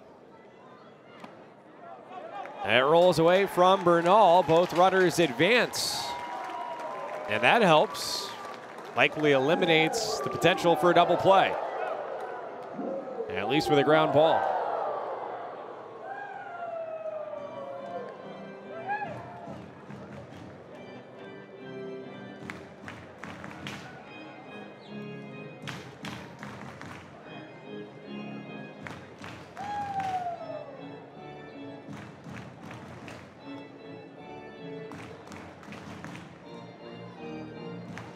For Rodriguez, this is the first time that he's pitching with a chance to earn a save.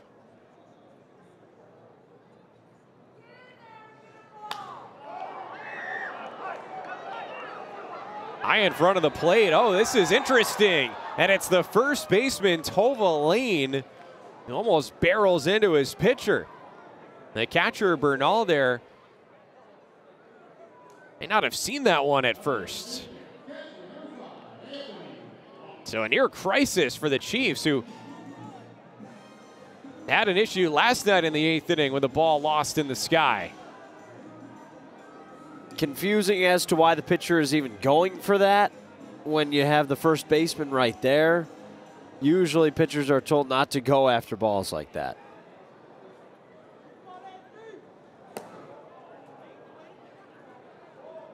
So now the Tin Caps are down to their final out. It's Anthony Villara.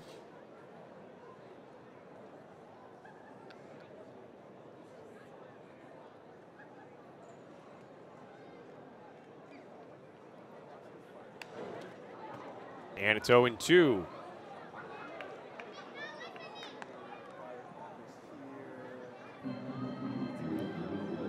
Special hello tonight to John Conniff, tuned in the DC area for MadFriars.com. He'll actually be on site with coverage from Parkview Field coming up this weekend.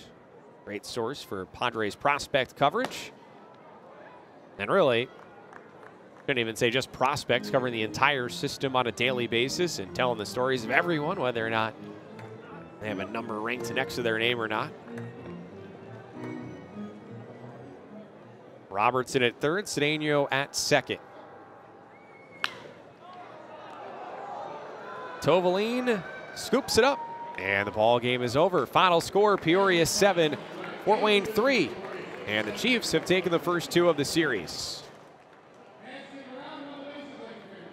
It was just a tough night of offense where it really only came in the 1st inning and in the 5th inning. Other than that, not all too competitive, but it was a solid start from Jagger Haynes, and good to see an RBI triple from Ethan Salas, too. Got to look at the positives in some way. Yeah, and for Peoria, second leg of a 2-week road trip, and they've pieced together now consecutive wins for the first time in a few weeks since they had a 5-game winning streak May 9th through the 14th. So handshakes and high fives on their line. Once again, we remind you that this series continues tomorrow night with a 7:05 first pitch. And the action really starts as soon as the gates open with the pregame concert series presented by Honeywell. Chris Worth and company will take the stage. It's a Thirsty Thursday presented by Rudy's with $2 domestic drafts and other drink specials. And as a reminder, it's Teacher Appreciation Night. If you go to tincaps.com, you can find a link for specially priced discounted tickets and food vouchers on sale for educators. Big thanks to everyone behind the scenes on our crew tonight, led by our producer, Matt Fouts. For Jack Gordon and everyone else, this is John Nolan saying thanks for watching and so long from Parkview Field in downtown Fort Wayne, Indiana. This has been a special presentation of the Fort Wayne Tin Caps and Minor League Baseball.